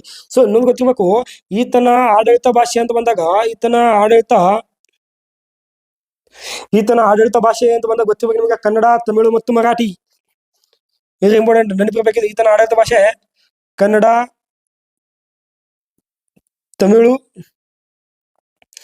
ಮತ್ತು ಮರಾಠಿ. ಕನ್ನಡ, ತಮಿಳು ಮತ್ತು ಮರಾಠಿ ಅನ್ನೋದೇನಪ್ಪ, ಇದರ ಈ ಒಂದು ಏನ್ ಮಾಡ್ದ ಅಂತಂದ್ರೆ ಆಡಳಿತ ಭಾಷೆವನ್ನ ಮಾಡ್ಕೊಂಡಿದ್ದ. ಓಕೆ. ಇವೆಲ್ಲ ದ್ರಾವಿಡ ಭಾಷೆಗಳಿದ್ದೀವಲ್ಲ. ಸೊ ದ್ರಾವಿಡ ಭಾಷೆಗಳು ಇದ್ವು. ಈ ದ್ರಾವಿಡ ಭಾಷೆಗಳನ್ನ ಮಾಡ ಆಡಳಿತ ಭಾಷೆ ಏನಾಗಿದ್ದ. ಹಾಗಾದ್ರೆ ಇವರು ಆಡಳಿತ ಭಾಷೆ ಯಾವ್ದಾಗಿತ್ತು ಅಂತ ಕೇಳಿದ್ರೆ ಮೊದಲು ಆಡಳಿತ ಭಾಷೆ ಯಾವ್ದಾಗಿತ್ತು? ಪರ್ಷಿಯನ್ ಭಾಷೆಯ ಬದಲಿಗೆ ಮೊದಲು ಇವ್ರದ್ದು ಏನಾಗಿತ್ತು? ಪರ್ಷಿಯನ್ ಭಾಷೆ ಆಗಿತ್ತು. ಸೊ ಈ ಪರ್ಷಿಯನ್ ಭಾಷೆ ಬದಲಿಗೆ ಏನ್ ಮಾಡ್ತಾನೆ ಅಂತ ಕೇಳಿದ್ರೆ ಕನ್ನಡ, ತಮಿಳು, ಮರಾಠಿ ಅಂತ ದಕ್ಕನ ದ್ರಾವಿಡ ಭಾಷೆಯನ್ನು ಮಾಡಿ ಏನ್ ಮಾಡ್ತಾನೆ? ಆಡಳಿತ ಭಾಷೆಯನ್ನಾಗಿ ಮಾಡ್ಕೊಳ್ತಾನೆ. ಸೊ ಕ್ಲಿಯರ್ ಆಗಿ ಗೊತ್ತಿರ್ಬೇಕು. ಓಕೆನಾ? ಇನ್ನೊಬ್ಬ ಬರ್ತಾನೆ ಎರಡನೇ ಇಬ್ರಾಹಿಂ ಆದಿಲ್ ಶಾ ಅಂತೇಳಿ. ಈ ಎರಡನೇ ಇಬ್ರಾಹಿಂ ಆದಿಲ್ ಶಾ ಬಗ್ಗೆ ಕೂಡ ಏನ್ ಮಾಡ್ತೀನಿ ನಿಮ್ಗೆ ನೆಕ್ಸ್ಟ್ ಕ್ಲಾಸಲ್ಲಿ ಯಾವಾಗ ಒಂದು ಕ್ವಶನ್ ಬರ್ತಪ್ಪ ಅಂದ್ರೆ ಹೇಳ್ತೀನಿ. ಬಹಳ ಇಂಪಾರ್ಟೆಂಟ್ ಆಗಿರ್ತಕ್ಕಂಥ ಮಾಹಿತಿ. ಈ ಆದಿಲ್ ಶಾಗಳ ಅತ್ಯಂತ ಪ್ರಮುಖ ವ್ಯಕ್ತಿ ಯಾರಪ್ಪ ಅಂತ ಕೇಳಿದ್ರೆ ಅತ್ಯಂತ ಪ್ರಮುಖ ವ್ಯಕ್ತಿ ಯಾರು? ಎರಡನೇ ಇಬ್ರಾಹಿಂ ಆದಿಲ್ ಶಾ. ಎರಡನೇ ಇಬ್ರಾಹಿಂ ಆದಿಲ್ ಶಾ ಅತ್ಯಂತ ಪ್ರಮುಖವಾಗಿರ್ತಕ್ಕಂಥ ವ್ಯಕ್ತಿ ಆಗಿರ್ತಾನೆ ರೀ. ಸೊ ಎರಡನೇ ಅಲಿ ಆದಿಲ್ ಶಾ ಮತ್ತು ಚಾಂದ್ ಬೇಬಿಯ ಮಗ ಆಗಿರ್ತಾನೆ ಇವ. ಕ್ಲಿಯರಾ? ಇವ ಅಧಿಕಾರಕ್ಕೆ ಏನಾದ್ರು ಬಂದಾಗ ಏನಪ್ಪ, ಎರಡನೇ ಇಬ್ರಾಹಿಂ ಆದಿಲ್ ಶಾ ಅಧಿಕಾರಕ್ಕೆ ಬಂದಾಗ ಏನಾಗಿದ್ದ? ಅಪ್ರಾಪ್ತ ವ್ಯಕ್ತಿಯಾಗಿದ್ದ. ಆದ್ರೂ ಕೂಡ ಏನಪ್ಪಾ ಅಂತ ಕೇಳಿದಾಗ ಅತಿ ಪ್ರಮುಖವಾಗಿರ್ತಕ್ಕಂಥ ಆಡಳಿತ ಮಾಡಿದ್ದ. ಸೊ ರಾಜಪ್ರತಿನಿಧಿಯಾಗಿ, ರಾಜಮಾತೆಯಾಗಿ ಯಾಕಪ್ಪ ಅಂದ್ರೆ ಚಾಂದ್ ಬೀಬಿ ಮಾಡ್ತಿಳು. ಇವ ಅಪ್ರಾಪ್ತ ಆಗಿದ್ದ. ಅದಕ್ಕೇನಪ್ಪ ಚಾಂದ್ ಬೀಬಿ ಏನ್ ಮಾಡ್ತಿಳು ಅಂತ ಕೇಳಿದ್ರೆ ಏನ್ ಮಾಡ್ತಿಳು? ರಾಜಮಾತೆಯಾಗಿ ಏನ್ ಮಾಡ್ತಿಳು ಅಂತ ಕಾರ್ಯವನ್ನು ಮಾಡ್ತಿದ್ದಳು ಅಂತೇಳಿ ಹೇಳ್ತಾರೆ. ಕ್ಲಿಯರ್ ಆಯ್ತು ಅಂತ ಅನ್ಕೊಂಡಿದ್ದೀನಿ. ರೈಟ್ರೆ? ಹಾಗಾದ್ರೆ ಈತನ ಒಂದು ಮಂತ್ರಿಗಳಿದ್ದೀವಿ. ಕಮಲ ಖಾನ್ ಅಂತಿದ್ದ. ಓಕೆನಾ? ಕಿಶ್ವರ್ ಖಾನ್ ಅಂತಿದ್ದ. ಇವನ್ ಬಗ್ಗೆ ಮುಂದೆ ಒಂದು ಕ್ಲಾಸ್ ಬಂದಾಗ ಇವನ್ ಬಗ್ಗೆ ನಾನು ಹೇಳಿರ್ತೀನಿ. ವಿತೌಟ್ ಕ್ಲಾಸ್ ಆಗ್ಲಿಲ್ಲಪ್ಪ ಅಂದ್ರೂ ಕೂಡ ಏನಪ್ಪ ಅಂದ್ರೆ ನಿಮ್ಮನ್ನ ಏನ್ ಮಾಡ್ತೀನಿ, ಥಿಯರಿ ಕ್ಲಾಸ್ ಹೇಳ್ಬೇಕಾದ್ರೆ ಇವ್ರ ಬಗ್ಗೆ ಸಂಪೂರ್ಣವಾಗಿ ಹೇಳಿರ್ತೀನಿ. ರೈಟ್? ಇಲ್ಲಿ ಇನ್ನೊಬ್ಬ ವ್ಯಕ್ತಿ ಅದ ನೋಡ್ರಿ, ಯಾರಂತ ಕೇಳಿದ್ರೆ ಮೊಹಮ್ಮದ್ ಆದಿಲ್ ಶಾ ಎಂಬ ವ್ಯಕ್ತಿ. ನೋಡಿ ಸ್ವಲ್ಪ ಇದ್ರ ಬಗ್ಗೆ ನೋಡ್ರಿ. ಮೊಹಮ್ಮದ್ ಆದಿಲ್ ಶಾ ಅಷ್ಟೇ. ರೈಟ್? ಓಕೆ. ಈತನು 1620ರಿಂದ 1656 ತನಕ ಇದ್ದೀವ. ರೈಟ್? ಓಕೆ. ಏನಪ್ಪಾ ಇಂಪಾರ್ಟೆಂಟ್ ಅಂತ ಕೇಳಿದಾಗ ಇವರ ವಾಸ್ತುಶಿಲ್ಪ ಬಹಳ ಭಯಂಕರವಾಗಿರ್ತಕ್ಕಂಥದ್ದು ಏನೋ ನಿಮ್ಗೆಲ್ಲ ಗೊತ್ತದ. ವಿಜಯಪುರದ ಗೋಲಗುಮ್ಮಟ ನಿರ್ಮಿಸಿದ. ಸೊ ಇಬ್ರಾಹಿಂ ರೋಜಾ ಏನಪ್ಪ, ಎರಡನೇ ಇಬ್ರಾಹಿಂ ಆದಿಲ್ ಶಾ ನಿರ್ಮಿಸಿದಾರೆ. ಆ ಇಬ್ರಾಹಿಂ ರೋಜಾ ಎಂಬ ಹೆಸರೇನಿತ್ತಲ್ಲ, ಸೊ ಇಬ್ರಾಹಿಂ ಆದಿಲ್ ಶಾ ಏನ್ ಮಾಡ್ತಾನ? ನಿರ್ಮಾಣ ಮಾಡ್ತಾನ ಇಬ್ರಾಹಿಂ ರೋಜಾವನ್ನ. ಸೊ ಇಬ್ರಾಹಿಂ ರೋಜಾಕ ಮೊದಲ ಹೆಸರೇನಿತ್ತು ಅಂತ ಕೇಳಿದ್ರೆ ತಾಜ್ ರೋಜಾ ಅಂತಿತ್ತು ಮೊದಲ ಹೆಸರು. ಸೊ ಇಬ್ರಾಹಿಂ ರೋಜಾವನ್ನ ಏನ್ ಕರೀತಾರೆ ಅಂತ ಕೇಳಿದ್ರೆ ದಕ್ಷಿಣ ಭಾರತದ ತಾಜ್ ಮಹಲ್ ಅಂತ ಕೂಡ ಕರೀತಾರೆ ಇದಕ್ಕೆ. ಸೊ ಇದ್ರ ಬಗ್ಗೆ ನಮ್ಗೆ ಹೇಳ್ತೀನಿ, ನಾನು ಥಿಯರಿ ಹೇಳ್ಬೇಕಂತ ಬಗ್ಗೆ ಹೇಳ್ತೀನಿ. ಡೋಂಟ್ ತಲೆ ಕೆಡಿಸ್ಕೊಬೇಡ್ರಿ. ರೈಟ್ ರೀ? ಓಕೆ. ಇಲ್ಲಿ ನೋಡಿ, ವಿಜಯಪುರದ ಗೋಲಗುಮ್ಮಟವನ್ನು ನಿರ್ಮಾಣ ಮಾಡಿದ ವ್ಯಕ್ತಿ ಯಾಕಂದ್ರೆ ಮೊಹಮ್ಮದ್ ಆದಿಲ್ ಶಾ ಎಂಬ ವ್ಯಕ್ತಿ. ಕ್ಲಿಯರ್? ಸೊ ಇವ ಏನ್ ಮಾಡ್ದ ಅಂದ್ರೆ ನಿರ್ಮಾಣ ಕಾಲದಲ್ಲಿ ಆಗಿರ್ತಕ್ಕಂಥದ್ದು. ಹೇಳ್ರಿ, ಇದು ಏನದ ಅಂತ ಗೊತ್ತಿರ್ಬೇಕು. ಇದೊಂದು ಏನದ? ಸಮಾಧಿಯಾಗಿದೆ. ಇದೊಂದು ಸಮಾಧಿ ಅದ ಅಂತ ಗೊತ್ತಿರ್ಬೇಕು. ಓಕೆ. ಇದು ಏನಪ್ಪಾ ಅಂತ ಕೇಳಿದಾಗ ಈ ಒಂದು ಪೂರ್ಣ ಮಾಡಿರ್ತಕ್ಕಂಥದ್ದು ಯಾಕಪ್ಪ ಅಂತ ಔರಂಗಜೇಬ. ಕ್ಲಿಯರ್? ಇದು ಗೊತ್ತಿರ್ಬೇಕು. ಇದು ಒಂದು ಶಿಲ್ಪಿ ಯಾಕಪ್ಪ ಅಂತಂದ್ರೆ ಮಲಿಕ್ ಸಂದಲ್ ಅಂತ ಶಿಲ್ಪಿ ಬರ್ತಾವ ನೋಡ್ರಿ. ಮಲಿಕ್ ಸಂದಲ್ ಅಂತ ಶಿಲ್ಪಿ ಇರ್ತಾನೆ, ಅಥವಾ ಆತನಿಗೆ ಇನ್ನೊಂದು ಹೆಸರು ಬಾದಲ್ ಅಂತ ಕರೀತಾರೆ ಕೆಲವೊಂದು ಪುಸ್ತಕಗಳಲ್ಲಿ. ಬೇಡ. ಇನ್ನು ಇದಕ್ಕೆ ಕೊನೆಯ ಶಿಲ್ಪಿ ಯಾರಾಗಿದ್ದ ಅಂತಂದ್ರೆ ಕೊನೆಯ ಶಿಲ್ಪಿ ಇವ ಸ್ಟಾರ್ಟಿಂಗ್ ಆಗಿದ್ದ. ಸೊ ಕೊನೆಯ ಶಿಲ್ಪಿ ಯಾರಪ್ಪ ಅಂತ ಕೇಳಿದಾಗ ಕೊನೆಯ ಶಿಲ್ಪಿ ಯಾಕೂಬ್ ಅಂತಕ್ಕಂಥ ವ್ಯಕ್ತಿಯಾಗಿದ್ದ. ಕೊನೆಯ ಶಿಲ್ಪಿ ಆಗಿದ್ದ ಯಾಕೂಬ್ ಅಂತಕ್ಕಂಥ ವ್ಯಕ್ತಿಯಾಗಿದ್ದ. ಇದು 7 ಅಂತಸ್ತಿನ ನಿರ್ಮಾಣವಾಗಿರ್ತಕ್ಕಂಥದ್ದು ಗುಮ್ಮಟ. ಇದು 7 ಅಂತಸ್ತಿನ ಏನಾಗಿದೆ ನಿರ್ಮಾಣವಾಗಿರ್ತಕ್ಕಂಥ ಗುಮ್ಮಟು. ಓಕೆನಾ. ಇನ್ನೊಂದು ತಿಳಿ ಪಿಸುಗುಟ್ಟಿನ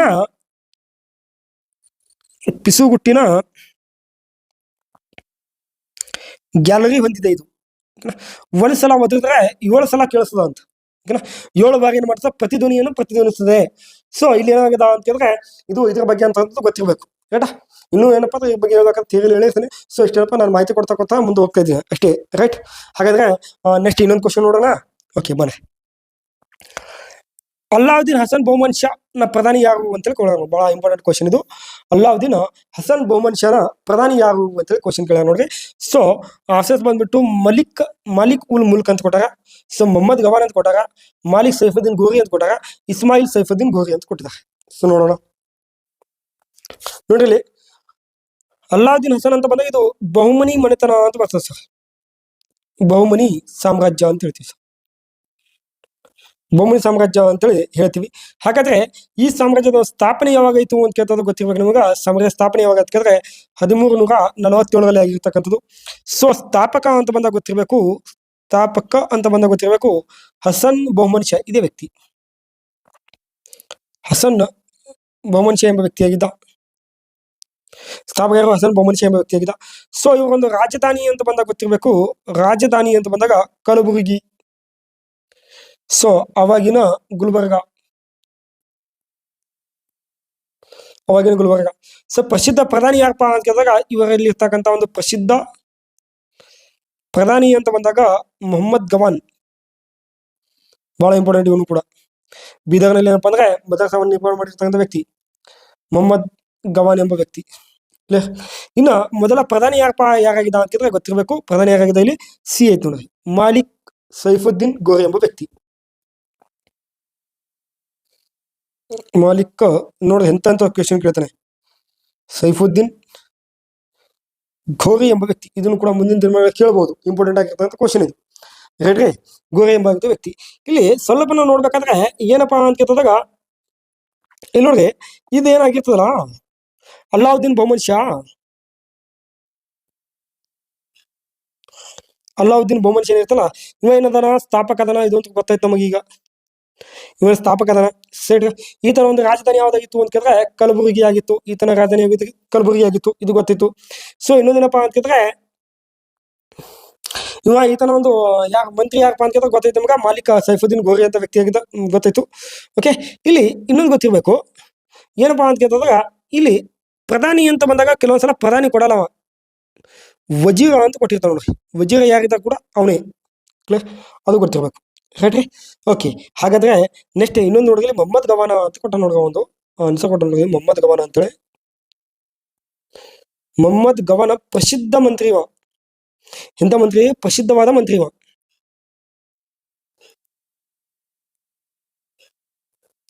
ಪ್ರಸಿದ್ಧ ಮಂತ್ರಿ ಆಗಿದ್ದಾನೆ. ರೈಟಾ. ಹಾಗಾದ್ರೆ ಇನ್ನೊಂದು ಗೊತ್ತಿರ್ಬೇಕು ಇವನು ಯಾರ ಕಾಲದಾಗಿದ್ದ ಅಂತಂದ್ರೆ ಇವ ಯಾರ ಕಾಲದಲ್ಲಿದ್ದ ಅಂತಂದ್ರೆ ಮೊಹಮ್ಮದ್ ಶಾ ಎರಡನೇ ಮೊಹಮ್ಮದ್ ಶಾನ ಕಾಲದಲ್ಲಿ ಇದ್ದ. ಯಾರ ಶಾ ಕಾಲದಲ್ಲಿ? ಎರಡನೇ ಮೊಹಮ್ಮದ್ ಶಾ ಕಾಲದಲ್ಲಿ. ಸೊ ನಿಮ್ಗೆ ಏನಾದ್ರು ಇದಕ್ಕೂ ಹೇಳಪ್ಪ ಅಂತಂದ್ರೆ 1463ರಿಂದ 1482 ತನಕ ಇದ್ದ. ನಂತರ ಏನ್ ಮಾಡ್ತಾನ ಅಂತಂದ್ರೆ ಅಲ್ಲಿಂದ ಮತ್ತೆ ಏನ್ ಮಾಡ್ತಾನ ಇಲ್ಲಿ ಬೀದರ್ಗೆ ಬಂದಿರ್ತಾನ. ಬೀದರ್ ಬಂದಿರಪ್ಪ ಅಲ್ಲಿ ಸಾಮ್ರಾಜ್ಯವನ್ನು ಸ್ಥಾಪನೆ ಮಾಡಿರ್ತಾನ. ಅವನು ಈಗ ಸಾಮ್ರಾಜ್ಯ ಒಂದು ಕೋಟೆ ನಿರ್ಮಾಣ ಮಾಡಿ ಮದರಸನ ಸ್ಟಾರ್ಟ್ ಮಾಡಿರ್ತಾನೆ.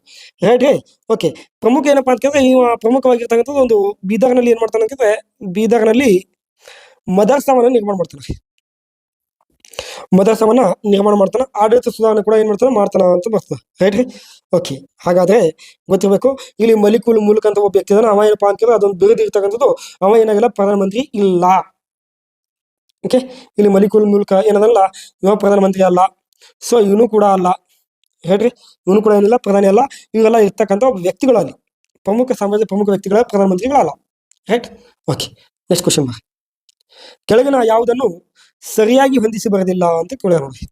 ಕೆಳಗಿನ ಯಾವುದನ್ನು ಸರಿಯಾಗಿ ಹೊಂದಿಸಿ ಕೇಳಿಲ್ಲ ಅಂತ ಕೇಳಿದಾನೆ. ಆಪ್ಷನ್ಸ್ ಮಗಧ, ರಾಜಗೃಹ, ಕೋಸಲ, ಅಯೋಧ್ಯ, ಅವಂತಿ, ಉಜ್ಜಯಿನಿ, ಅಂಗ, ಪಾಟ್ಲಿಪುತ್ರ. ಹೇಳ ನೋಡೋಣ ಯಾವ್ದು. ನೋಡ್ರಿ ಮಗಧ ಅನ್ನೋದು ಏನಪ್ಪ ರಾಜಗೃಹ ಇದೇನದ ಕರೆಕ್ಟ್ ಆಗಿರ್ತಕ್ಕಂಥ ಆನ್ಸರ್ ಅದು. ಸೊ ಕೋಸಲ್ ಏನಪ್ಪಾ ಅಂತಂದ್ರೆ ಅಯೋಧ್ಯೆ ಅಂತ ಇದು ಏನಪ್ಪ ಶ್ರೀ ರಾಮನ ಒಂದು ಜನ್ಮಭೂಮಿ ಅಂತೇಳಿ ಹೇಳ್ತೀವಿ ನಾವು, ಜನ್ಮ ಭೂಮಿ ಅಂತ ಹೇಳ್ತೀವಿ. ಸೊ ಅವಂತಿ ಉಜ್ಜಯಿನಿ ಇದನ್ನ ಕಡೆ ಇದೇನಪ್ಪ ಅಂದ್ರೆ ವಾಣಿಜ್ಯ ಕೇಂದ್ರವಾಗಿತ್ತು. ಇದು ಏನಾಗಿತ್ತು? ವಾಣಿಜ್ಯ ಕೇಂದ್ರವಾಗಿತ್ತು. ರೈಟ್, ಇದನ್ನು ರೈಟ್. ಇಲ್ಲಿ ಅಂಗ ಅಂತ ಬಂದಾಗ ಪಾಟಲಿಪುತ್ರ ಆಗಲ್ಲ. ಅಂಗದ ರಾಜಧಾನಿ ಯಾವ್ದಪ್ಪ ಅಂತಂದ್ರೆ ಚಂಪಾ ಅಂತ ಆಗ್ತದೆ, ಚಂಪಾ.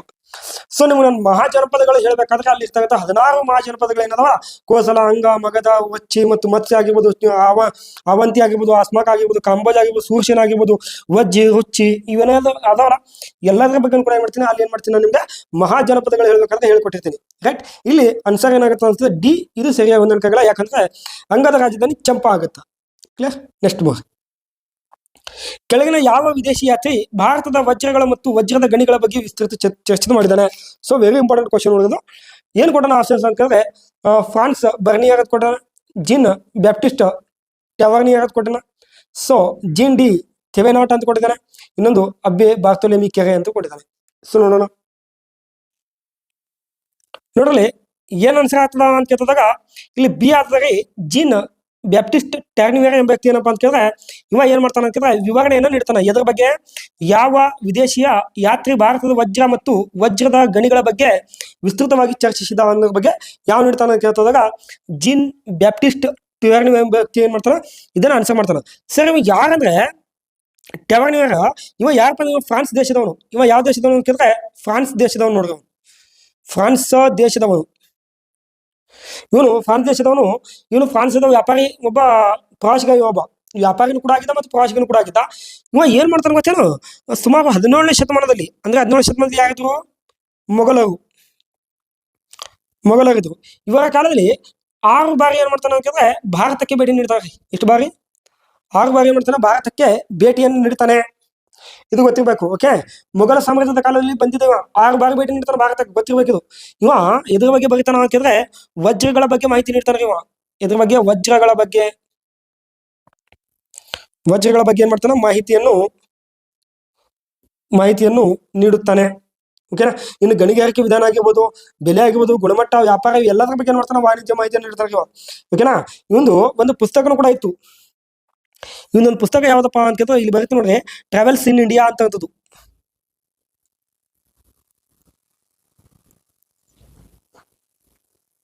ಟ್ರಾವೆಲ್ಸ್ ಇನ್ ಇಂಡಿಯಾ ಅಂತ ಏನು ಮಾಡಿದ ಒಂದು ಪುಸ್ತಕನೂ ಕೂಡ ಇತ್ತು. ಈ ಪುಸ್ತಕದಲ್ಲಿ ಏನಿತ್ತು ಅಂತ ಕೇಳಿದ್ರೆ ವಿಶೇಷತೆ ಗೊತ್ತಿರ್ಬೇಕು ನಿಮ್ಗೆ. IMP ಕೊಹಿನೂರು ವಜ್ರದ ಬಗ್ಗೆ ಕೂಡ ವಿವರ ಇತ್ತು. ಇಲ್ಲಿ ಕೊಹಿನೂರು ವಜ್ರ ಕೇಳಿರ್ಬೋದು ನೀವೆಲ್ಲ, ದರಿಯಾ ಹೈನೂರು ಅಂತೇಳಿ ಕರಿತಿದ್ರು. ಕೊಹಿನೂರು ವಜ್ರದ ಬಗ್ಗೆ ಮಾಹಿತಿ ಇತ್ತು. ಇದು ಬಹಳ ಇಂಪಾರ್ಟೆಂಟ್ ನೋಡ್ರಿ. ಓಕೆನಾ. ಹಾಗಾಗಿ ಇನ್ನೊಬ್ಬ ಇರ್ತಾನಲ್ಲ ಇಲ್ಲಿ, ಯಾರು? ಫ್ರಾನ್ಸ ಬರ್ನಿಯರ್ ವ್ಯಕ್ತಿ. ಇವನು ಕೂಡ ಏನಾಗಿದ್ದ? ಇವ ಫ್ರೆಂಚ್ ವ್ಯಕ್ತಿ ಆಗಿದ್ದ. ಆದರೆ ಇವನೊಬ್ಬ ಏನಾಗಿದ್ದ ಅಂತ ಕೇಳಿದ್ರೆ ವೈದ್ಯನಾಗಿದ್ದ. ಇವ ಏನಾಗಿದ್ದ? ವೈದ್ಯನಾಗಿದ್ದ. ಇವ ಏನಾಗಿದ್ದ? ವೈದ್ಯನಾಗಿದ್ದ. ಇದನ್ನ ಕೂಡ ಗೊತ್ತಿರ್ಬೇಕು. ಇವ ಯಾರ ಕಾಲಕ್ಕೆ ಅಧಿಕಾರಕ್ಕೆ ಭಾರತ ಬಂದಿದ್ದ ಅಂತ ಕೇಳಿದ್ರೆ ಔರಂಗಜೇಬನ ಕಾಲಕ್ಕೆ ಭಾರತಕ್ಕೆ ಬಂದಿದ್ರಿ. ಔರಂಗಜೇಬನ ಕಾಲಕ್ಕೆ. ಓಕೆ, ನೋಡ್ರಿ, ಸಪೋಸ್ ಆಗಿ ಬಂದಿರ್ತಕ್ಕಂಥದ್ದು 1664 ಏನಾಗದ French East India company start ಆಗದ. So French East India company ಸ್ಥಾಪನೆ ಆದಾಗ ಭಾರತದಲ್ಲಿ ಇರ್ತಕ್ಕಂಥ ಮೊಘಲ ಚಕ್ರವರ್ತಿ ಔರಂಗಜೇಬ್ ಇದ್ದ. ಸಹಜವಾಗಿ ಬರ್ತದಲ್ಲಿ ಏನ್ ಜಾಸ್ತಿ ಚರ್ಚೆ ಮಾಡೋದ ಅವಶ್ಯಕತೆ ಇಲ್ಲ. ರೈಟಾ. ಇವ ಏನು ಬರೆದಿರ್ತಾನ ಅಂತ ಗೊತ್ತಿರ್ಬೇಕು. ಮೊಘಲರ ಆಡಳಿತವನ್ನು ಬರೆದಿರ್ತಾನೆ. ಮೊಘಲರ ಆಡಳಿತವನ್ನು ಬರೆದಿರ್ತಾನೆ.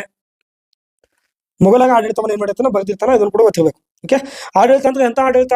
ಸಮಾಜ ಮತ್ತು ಇನ್ನೊಂದು ಆರ್ಥಿಕತೆ ಬಗ್ಗೆ ಬರೆದಿರ್ತಾನೆ ನೋಡಿ. ಸಮಾಜ ಮತ್ತು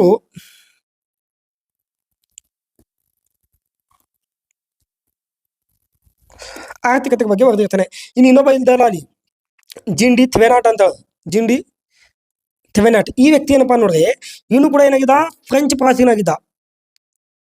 ಜಿನ್ ಡಿ ಏನಾಗಿದ್ದ? ಇವನು ಕೂಡ ಫ್ರೆಂಚ್ ಪ್ರವಾಸಿಗನಾಗಿದ್ದ. ಇವನು ಕೂಡ ಏನಾಗಿದ್ದ? ಫ್ರೆಂಚ್ ಪ್ರವಾಸಿಗನಾಗಿದ್ದ. ಇವ ಏನು ಬರ್ದ ಅಂತ ಕೇಳಿದಾಗ ಭಾರತದ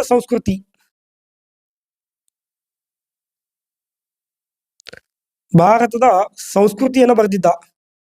ಸೊ ಎಂಥದ್ದು? ಜನರ ಜೀವನ ಬಗ್ಗೆ ಬರೆದ. ಇಲ್ಲಿ ಇರ್ತಕ್ಕಂಥ ಜನರ ಜೀವನ ಬಗ್ಗೆ ಬರೆದ ಇವನು. ಓಕೆನಾ, ಅದು ಗೊತ್ತಿರ್ಬೇಕು. ಇನ್ನು ಇನ್ನೊಬ್ಬ ಅದಲ್ಲ, ಅಬ್ಬೆ ಬಾರ್ತೊಲೆಮಿ ಕೆರೆ ಅಂತ ವ್ಯಕ್ತಿ. ಇವನು ಕೂಡ ಏನಪ್ಪ ಅಂದ್ರೆ ಧಾರ್ಮಿಕ ವ್ಯಕ್ತಿ ಆಗಿದ್ದ, ಪ್ರವಾಸಿಗ ಆಗಿದ್ದ. ಇವನು ಕೂಡ ಭಾರತದ ರಾಜಕೀಯ ಮತ್ತು ಸಾಮಾಜಿಕ ಬಗ್ಗೆ ಬರೆದಿರ್ತಾನೆ ರೀ ಈ ವ್ಯಕ್ತಿ. ಓಕೆ, ಇದು ಕೂಡ ಏನಾಗಿದ್ದ? ಧಾರ್ಮಿಕ ಮತ್ತು ಪ್ರವಾಸಿಗ ಆಗಿದ್ದ, ಧಾರ್ಮಿಕ ವ್ಯಕ್ತಿ. ಧಾರ್ಮಿಕ ವ್ಯಕ್ತಿ ಮತ್ತು ಪ್ರವಾಸಿಗನಾಗಿದ್ದ. ಕ್ಲಿಯರ್? Okay, right. ಎಷ್ಟು ಮಾಹಿತಿ ಏನಪ್ಪ ಗೊತ್ತಿರಬೇಕು. ಮುಂದಿನಪ್ಪ ಹಂಗೆ ಬರ್ತಾ ಯಾರ ಬಗ್ಗೆ ಬಂದಿರ್ತೋ ಅವ್ರ ಬಗ್ಗೆ ಹೇಳ್ತೇನೆ ನಾನು. ಅಶೋಕನ ಯಾವ ಶಾಸನವು ಕಳಿಂಗದ ಮೇಲೆ ಆತನ ವಿಜಯವನ್ನು ಹೊರಡಿಸುತ್ತದೆ ಅಂತ ಹೇಳ್ತಾರೆ. ನೋಡಿ, ಅಶೋಕನ ಬಗ್ಗೆ ಅಂತ ಸಂಪೂರ್ಣವಾಗಿ ನಿಮ್ಗೆ ಹೇಳ್ಕೊಡಿದ್ದೀನಿ ನಾನು. ಓಕೆನಾ? ಇಲ್ಲಿ ಇಷ್ಟೇ ಹೇಳ್ತೀನಿ ನಾನು. ಅಶೋಕನ ಕಳಿಂಗದ ಬಗ್ಗೆ ಯಾವ ಶಾಸನ ಅಂತ ಕೇಳಿದ್ರೆ 13ನೇ ಶಾಸನ ಏನೈತಲ್ಲ ಅದು ಬಂಡೆಗಲ ಶಾಸನ, ಅದು ಹೇಳ್ತದೆ. ಸೊ ಎಲ್ಲರ ಬಗ್ಗೆ ಕೂಡ ಇಲ್ಲಿ ಇರ್ತಕ್ಕಂಥ ಎಲ್ಲರ ಬಗ್ಗೆ ಕೂಡ ನಾನು ಏನ್ ಮಾಡಿದ್ದೀನಿ, ಎಕ್ಸ್ಪ್ಲೇನ್ ಮಾಡಿಬಿಟ್ಟಿದ್ದೀನಿ. ಸೊ ಹಿಂದಿನ ಕ್ಲಾಸಲ್ಲಿ ನೋಡ್ಕೋಬಹುದು. ರೈಟ್. ಇಲ್ಲಿ ನೋಡಿ, ನರಿ ದಾವಿಲೆ ನಾಡುಲ ಕಲ್ಲೋಣ ಕುರುಂಬಿಡಿ ವಿಟ್ಟಾರ ಈ ವ್ಯಕ್ತಿಗಳು ಯಾವ ಶಾಸನದಲ್ಲಿದೆ? ಬಹಳ ಇಂಪಾರ್ಟೆಂಟ್ ನೋಡೋದು. ಒಂದ್ಸಲ ಕೇಳಿದಾನೆ, ಅದಕ್ಕೆ ತೊಗೊಂಡು ಬಂದಿದ್ದೀನಿ. ಇಲ್ಲಿ ಆಪ್ಷನ್ಸ್ ಕೊಟ್ಟಾಗಂತ ಬಾದಾಮಿ, ಹಲಮಿಡಿ, ಅಶೋಕನ ಶಾಸನ ಮತ್ತು ಅತಕೂರು ಶಾಸನ ಅಂತ ಕೊಟ್ಟಿದ್ದಾನೆ. ನೋಡಿದೆ ಹೆಂಗ ನೋಡೋದು. ಈ ನರಿದಾವಿಲೆ ನಾಡುಳ್ ಅಂದ್ರೆ ಏನಪ್ಪಾ ಅಂತ ಹೇಳಿದ್ರೆ ಇದು ರಾಜನ ವೀರತೆ ಬಗ್ಗೆ ಹೇಳ್ತದ. ಸೊ ಆಡಳಿತ ಮತ್ತು ದಾನ ವರ್ಣಿಸುತ್ತದೆ. ಇದು ಅರ್ಥ ಆಗ್ತದೆ. ಇದು ಕರೆಕ್ಟಾ? ಇದು ಯಾವ ಶಾಸನದಾಗ ಅಂತ ಹಲಮಿಡಿ ಶಾಸನದಾಗ. ಸೊ ಹಲಮಿಡಿ ಶಾಸನವನ್ನ ಯಾವ ಕಾಲದಾಗ ಇತ್ತು ಅಂತ ಕೇಳಿದಾಗ ನಿಮ್ಗೆಲ್ಲ ಗೊತ್ತದ, ಕದಂಬರ ಕಾಲದಲ್ಲಿ ಇತ್ತು. ಯಾವ ಕಾಲದಲ್ಲಿ? ಕದಂಬರ ಕಾಲದಲ್ಲಿ ಇತ್ತು. ಸೊ 450ರಲ್ಲಿ ನಿರ್ಮಾಣವಾಗಿರ್ತಕ್ಕಂಥದ್ದು. ಕಾಕುಸ್ತವರ ಮೇಲ್ ಮಾಡಿದ ನಿರ್ಮಾಣ ಮಾಡಿದ. ಇದ್ರ ಬಗ್ಗೆ ನಾನು ನಿಮ್ಗೆ ಸಂಪೂರ್ಣವಾಗಿ ಮಾಹಿತಿಯನ್ನ ಹಿಂದಿನ ಕ್ಲಾಸಲ್ಲಿ ಬಿಟ್ಕೊಡಿದ್ದೀನಿ. ಸೊ ಬಾದಾಮಿ ಅಂತದ್ದು ಇದೇನಪ್ಪ ಗಂಗರ ಕಾಲದಲ್ಲಿ ಆಗಿರ್ತಕ್ಕಂಥದ್ದು. ಬಾದಾಮಿ ಅನ್ನೋದನ್ನು ಇದು ಗಂಗರ ಕಾಲದಲ್ಲಿ ಆಗಿರ್ತಕ್ಕಂಥ ಒಂದು ಶಾಸನ. ಸರ್ ಗಂಗರ ಕಾಲ ಅಲ್ಲ, ಇದು ಸ್ವಲ್ಪ ಮಿಸ್ಟೇಕ್ ನೋಡು. ಗಂಗರ ಕಾಲ ಅಲ್ಲ, ಬಾದಾಮಿ ಚಾಲುಕ್ಯರ ಕಾಲದಲ್ಲಿ ಆಗಿರ್ತಕ್ಕಂಥದ್ದು.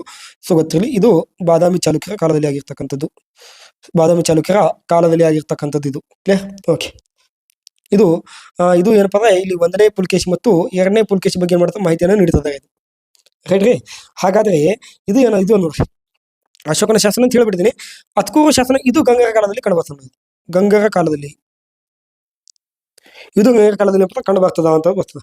ಇದು ನಿರ್ಮಾಣ ಆಗಿದ್ದು 949ರಲ್ಲಿ ನಿರ್ಮಾಣವಾಗಿರ್ತಕ್ಕಂಥದ್ದು ಕ್ರಿಸ್ತ ಶಕ. ಕ್ಲಿಯರ್? ಇಲ್ಲಿ ನಾಯಿಯ ವೀರಗಾಥೆ ಬಗ್ಗೆ ಹೇಳ್ತಾ ಇರೋದು. ನಾಯಿಯ ವೀರಗಾಥೆ ಅಂದ್ರೆ ಅರ್ಥ ಇಲ್ಲಿ ಏನಪ್ಪಾ ಅರ್ಥ ಅಂದ್ರೆ ಕಾಳಿ ಎಂಬ ನಾಯಿತ್ತು. ಇದರ ಬಗ್ಗೆ ಏನಪ್ಪಾ ಅಂದ್ರೆ ಇದು ಹೇಳಿರ್ತಕ್ಕಂಥ ಶಾಸನ. ಇದು ಗೊತ್ತಿರ್ಬೇಕು ನಿಮ್ಗೆ. ರೈಟ್ ರೀ? ಓಕೆ, ಅರ್ಥ ಆಯ್ತು ಅಂತ ಅನ್ಕೊಂಡಿದ್ದೀನಿ. ಸೊ ಇನ್ನೊಂದು ಗೊತ್ತಿರಲಿ, ಹಲಮಿಡಿ ಶಾಸನ ಬಗ್ಗೆ ಕೂಡ ಏನ್ ಮಾಡಿ ಸಂಪೂರ್ಣವಾಗಿ ಮಾಹಿತಿ ಕೊಟ್ಟಿದ್ದೀನಿ. ಅಶೋಕನ ಶಾಸನ ಬಗ್ಗೆ ಕೂಡ ಕೊಟ್ಟಿದ್ದೀನಿ. ಬಾದಾಮಿ ಚಾಲುಕ್ಯರ ಬಗ್ಗೆ ಕೂಡ ಮಾಹಿತಿ ಕೊಟ್ಟಿದ್ದೀನಿ. ಅದಕ್ಕೆ ಹಿಂದಿನ ಕ್ಲಾಸಲ್ಲಿ ಏನ್ ಮಾಡಿದ್ರೆ ಒಂದು ಸ್ವಲ್ಪ ನೋಡ್ಕೊಂಡು ಬರ್ರಿ. ಓಕೆ, ಹಾಗಾದ್ರೆ ನೆಕ್ಸ್ಟ್ ನೋಡ್ರಿ. ಇಲ್ಲಿ ಏನಪ್ಪಾ ಅಂತ ಕೇಳಿದಾಗ ಇವತ್ತಿನ ಏನಪ್ಪ ಅಂದ್ರೆ ಇಷ್ಟು ವಿಡಿಯೋ ಏನಪ್ಪ ಸಾಕು ಅಂತ ಅನ್ಸ್ಕೋತೀನಿ ನಾನು. ಯಾಕಪ್ಪ ಅಂತ ಕೇಳಿದ್ರೆ ನಾಳೆ ಏನಪ್ಪ ಅಂದ್ರೆ ಮುಂದಿನ ಕ್ಲಾಸ್ ಏನಪ್ಪ ಅಂದ್ರೆ ಇನ್ನೂ ಒಂದಿಷ್ಟು ಕ್ವಶನ್ಸ್ಗಳದಾವ, ಅವಿಷ್ಟು ಮಾಡೋಣ ಅಂತಕ್ಕಂಥದ್ದು. ಹಾಗಾದ್ರೆ ತಮಗೆಲ್ಲ ಇಲ್ಲಿಗೆ ಧನ್ಯವಾದಗಳು ಹೇಳ್ತೀನಿ. ಮತ್ತೇನಪ್ಪ ಇನ್ನೊಂದೇನಪ್ಪ ಅಂತ ಕೇಳಿದಾಗ ಇಲ್ಲಿ ಇರ್ತಕ್ಕಂಥ ವಿಡಿಯೋನ ನೀವು ಆದಷ್ಟು ಏನ್ ಮಾಡಿರಿ, ಬೇರೆ ಸ್ನೇಹಿತರಿಗೆ ಏನ್ ಮಾಡಿರಪ್ಪ ಅಂದ್ರೆ ಶೇರ್ ಮಾಡ್ತಾ ಬರ್ರಿ. ಸೊ ಇನ್ಫಾರ್ಮೇಶನ್ ಎಲ್ಲರಿಗೂ ತಲುಪಲಿ ಅಂತಕ್ಕಂಥದ್ದು. ಮತ್ತೇನಪ್ಪ ನೀವು ಇಟ್ಕೊಂಡು ನೀವೇ ಅಲ್ಲೇ ಚರ್ಚೆ ಮಾಡ್ಕೊಂಡ್ರಿ, ನೀವು ಕೂಡ ಡಿಸ್ಕಷನ್ ಮಾಡಿ. ಸೊ ಒಬ್ಬ ವ್ಯಕ್ತಿ ಇದ್ದೇನಪ್ಪಾ ಅಂದ್ರೆ ಅವ್ನು ಸಾಧನೆ ಮಾಡ್ಬೋದು. ಆದ್ರೆ ಇಡೀ ಜಗತ್ತನ್ನು ಸಂಪಾದನೆ ಮಾಡ್ಬೇಕಂದ್ರೆ ಅವ್ನಿಗೆ ಕಮಿಟಿ ಬೇಕು, ಅವ್ನಿಗೆ ಟೀಮ್ ಬೇಕು. ನೀವೆಲ್ಲಾ ಸ್ನೇಹಿತರು ಕೂಡ ಡಿಸ್ಕಸ್ ಮಾಡಿದ್ರೆ ಏನಾಗ್ತದ ಅಂತ ಕೇಳಿದಾಗ ಮುಂದೆ ಹೋಗುವ ಚಾನ್ಸಸ್ ಜಾಸ್ತಿ ಇರ್ತವೆ. ಓಕೆನಾ? ಹಾಗಾದ್ರೆ ಒಬ್ಬರಿಗೊಬ್ಬರು ಏನಪ್ಪ ಆನ್ಸರ್ ಎಲ್ಲ ಡಿಸ್ಕಸ್ ಮಾಡಿದ್ರೆ ಮುಂದೆ ಹೋಗ್ತಾವ. ನಾವು ಕ್ವಶನ್ ಪೇಪರ್ಗಳನ್ನ ಡಿಸ್ಕಸ್ ಮಾಡೋದು ಅರ್ಥ ಏನಪ್ಪಾ ಅಂತ ಕೇಳಿದಾಗ ಈ ರೀತಿ ಕ್ವಶನ್ಸ್ಗಳು ಬರ್ತಾವ. ಇದನ್ನ ನೋಡ್ಕೊಂಡ್ರೆ ಮುಂದೆ ನಾವು ಕ್ವಶನ್ ಪೇಪರ್ ನಾವು ರೈಸ್ ಮಾಡ್ಕೋಬಹುದು ಅಂತ ಒಂದು ಉದ್ದೇಶ ಅಷ್ಟೇ, ಮತ್ತೇನಿಲ್ಲ. ಹಾಗಾಗಿ ಮತ್ತೊಮ್ಮೆ ಏನಪ್ಪಾ ಅಂತ ಕೇಳಿದ್ರೆ ನಿಮ್ಗೆ ಧನ್ಯವಾದ ಕೊಡ್ತೇವೆ. ಮತ್ತೆ KS ಮಾಸ್ಟರ್ ಮೈಂಡ್ ಯೂಟ್ಯೂಬ್ ಚಾನಲ್ಗೆ ತಮಗೆಲ್ಲ ಮತ್ತೊಮ್ಮೆ ಸ್ವಾಗತ. ಮತ್ತೆ ಇದು ಏನಪ್ಪ ಅಂದ್ರೆ ಅಲ್ಲಿ ಒಂದು ಆ್ಯಪ್ನು ಕೂಡ ಮಾಡ್ತಿದ್ವಿ. ಅಲ್ಲಿ ಕೂಡ ನೀವು ಅದನ್ನ ಆ್ಯಪ್ನ ಡೌನ್ಲೋಡ್ ಮಾಡ್ಕೋಬೇಕು. ಆದಷ್ಟು ಬೇಗ ನಮಗೆ ಏನಪ್ಪ ಟೆಲಿಗ್ರಾಮ್ ಚಾನಲ್ ಹಾಕ್ತಿರ್ತೀವಿ. ಅದನ್ನ ಡೌನ್ಲೋಡ್ ಮಾಡ್ಕೊಂಡು ಅಲ್ಲಿ ಏನಪ್ಪ ಸಂಪೂರ್ಣವಾಗಿರ್ತಕ್ಕಂಥ ಇತಿಹಾಸವನ್ನ ಪಿನ್ ಟು ಪಿನ್ ಆಗಿ ಬಿಟ್ಕೊಡ್ತೀನಿ. ಯಾವುದೂ ಇಡಲ್ಲ. ವಿತೌಟ್ ರೀಸನ್ ಯಾಕೆ ಏನು ಎತ್ತ ಎಲ್ಲವನ್ನು ಕೂಡ ಬಿಟ್ಕೊಟ್ಟಿರ್ತೀನಿ. ಅಲ್ಲಿ ಸಂಪೂರ್ಣವಾಗಿ ಇತಿಹಾಸವನ್ನು ತಗೋಬಹುದು. ಸೊ ಹಾಗಾದ್ರೆ ಇವತ್ತಿನ ಕ್ಲಾಸ್ನ ಮುಕ್ತಾಯ ಮಾಡೋಣ. ಧನ್ಯವಾದಗಳು.